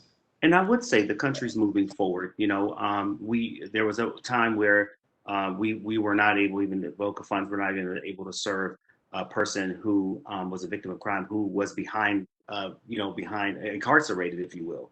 Now today, with I think it was a policy implemented in the last the Obama administration, I think in 2000, I forgot, that allowed us to go behind the doors and the walls of prisons and detention centers to be able to provide some mental health services to individuals who were victims of crime. Because they were locked up didn't mean that they still didn't need the support. And so oftentimes now we can actually go behind the closed doors to be able to serve. So the field is moving forward. So we'd love to help you think about what that looks like. Thank you. And that's the questions that I have for now. I see Councilwoman Porter has her hand up. Councilwoman Porter, you still there? So much, Mr. Chair. My internet connection is a little bit spotty, so I'm going in and out. But I just wanted to commend Director Jackson. One of the things that I actually shared in a personal email to District 10 resident Lisa from the House of Ruth, a lot of the domestic violence legislative agenda was implemented on the state level. I'm hoping that we can begin to have this ongoing conversation at the local level as well. So I'm encouraged by Director Jackson's mention of the coalition, because I think that would be a great opportunity to not only showcase some of the great work that these organizations are doing, but also provide an interconnected approach to how we tackle some of these very complicated issues.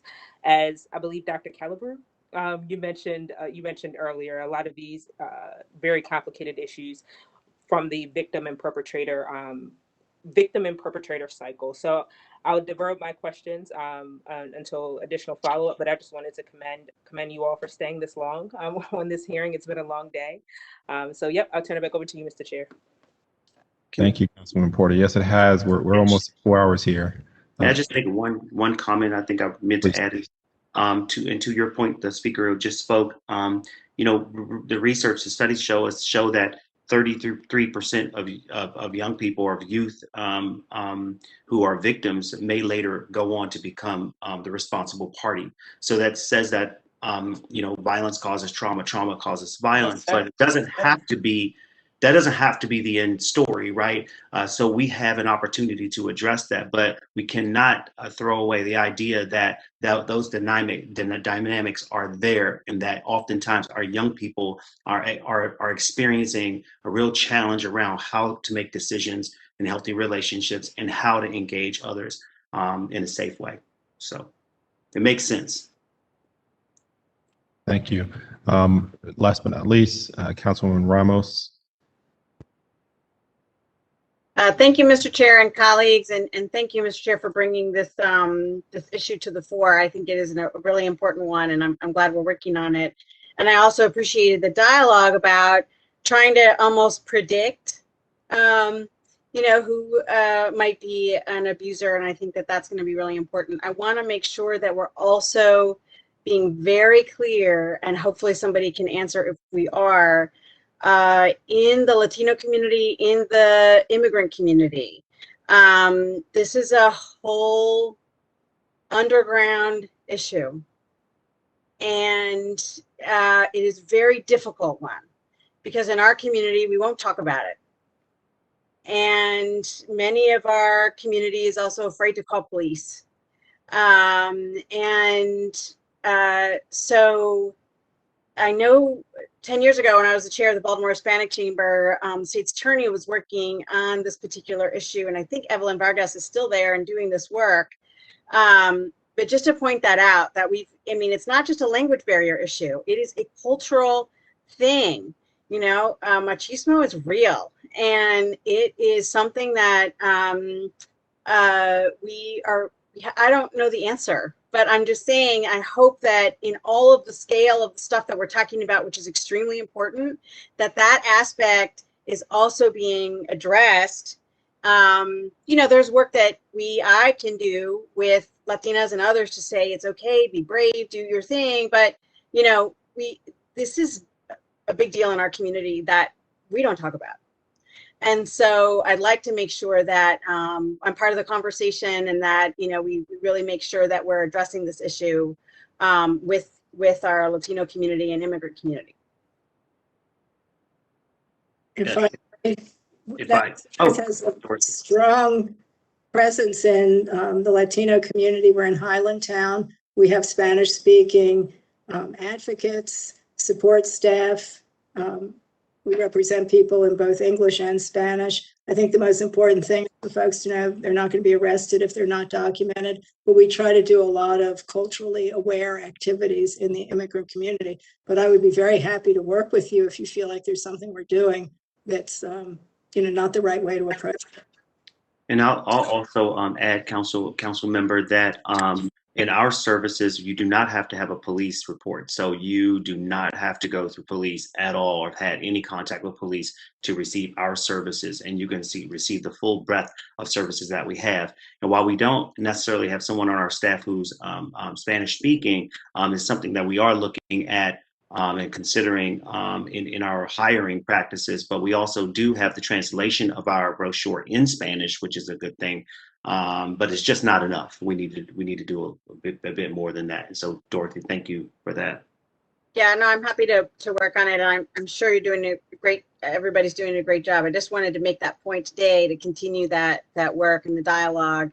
And I've made it a point to City Administrator Shorter that we have to do better about hiring Spanish speakers and Latinos in our city work. So to your point, Director Calabria, because that's something that it's going to be very important. So thank you, everybody. I really, really appreciate it. And thank you, Mr. Chair. Thank you for hanging on. We're going to move on to public testimony.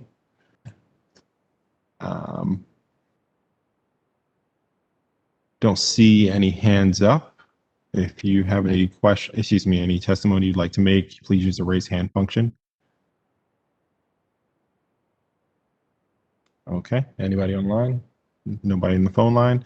That's going to conclude our public testimony section. With that, I just want to thank everybody, one, for hanging on for 4 hours of fun. We had a lot of great discussions here today, and I think each is going to be incredibly important towards the work that we do for public safety in our city. I just want to thank you all. So with that, I'm going to give you the last 2 minutes of your workday back, and we will go into recess. We'll vote this out later on. Thank you all.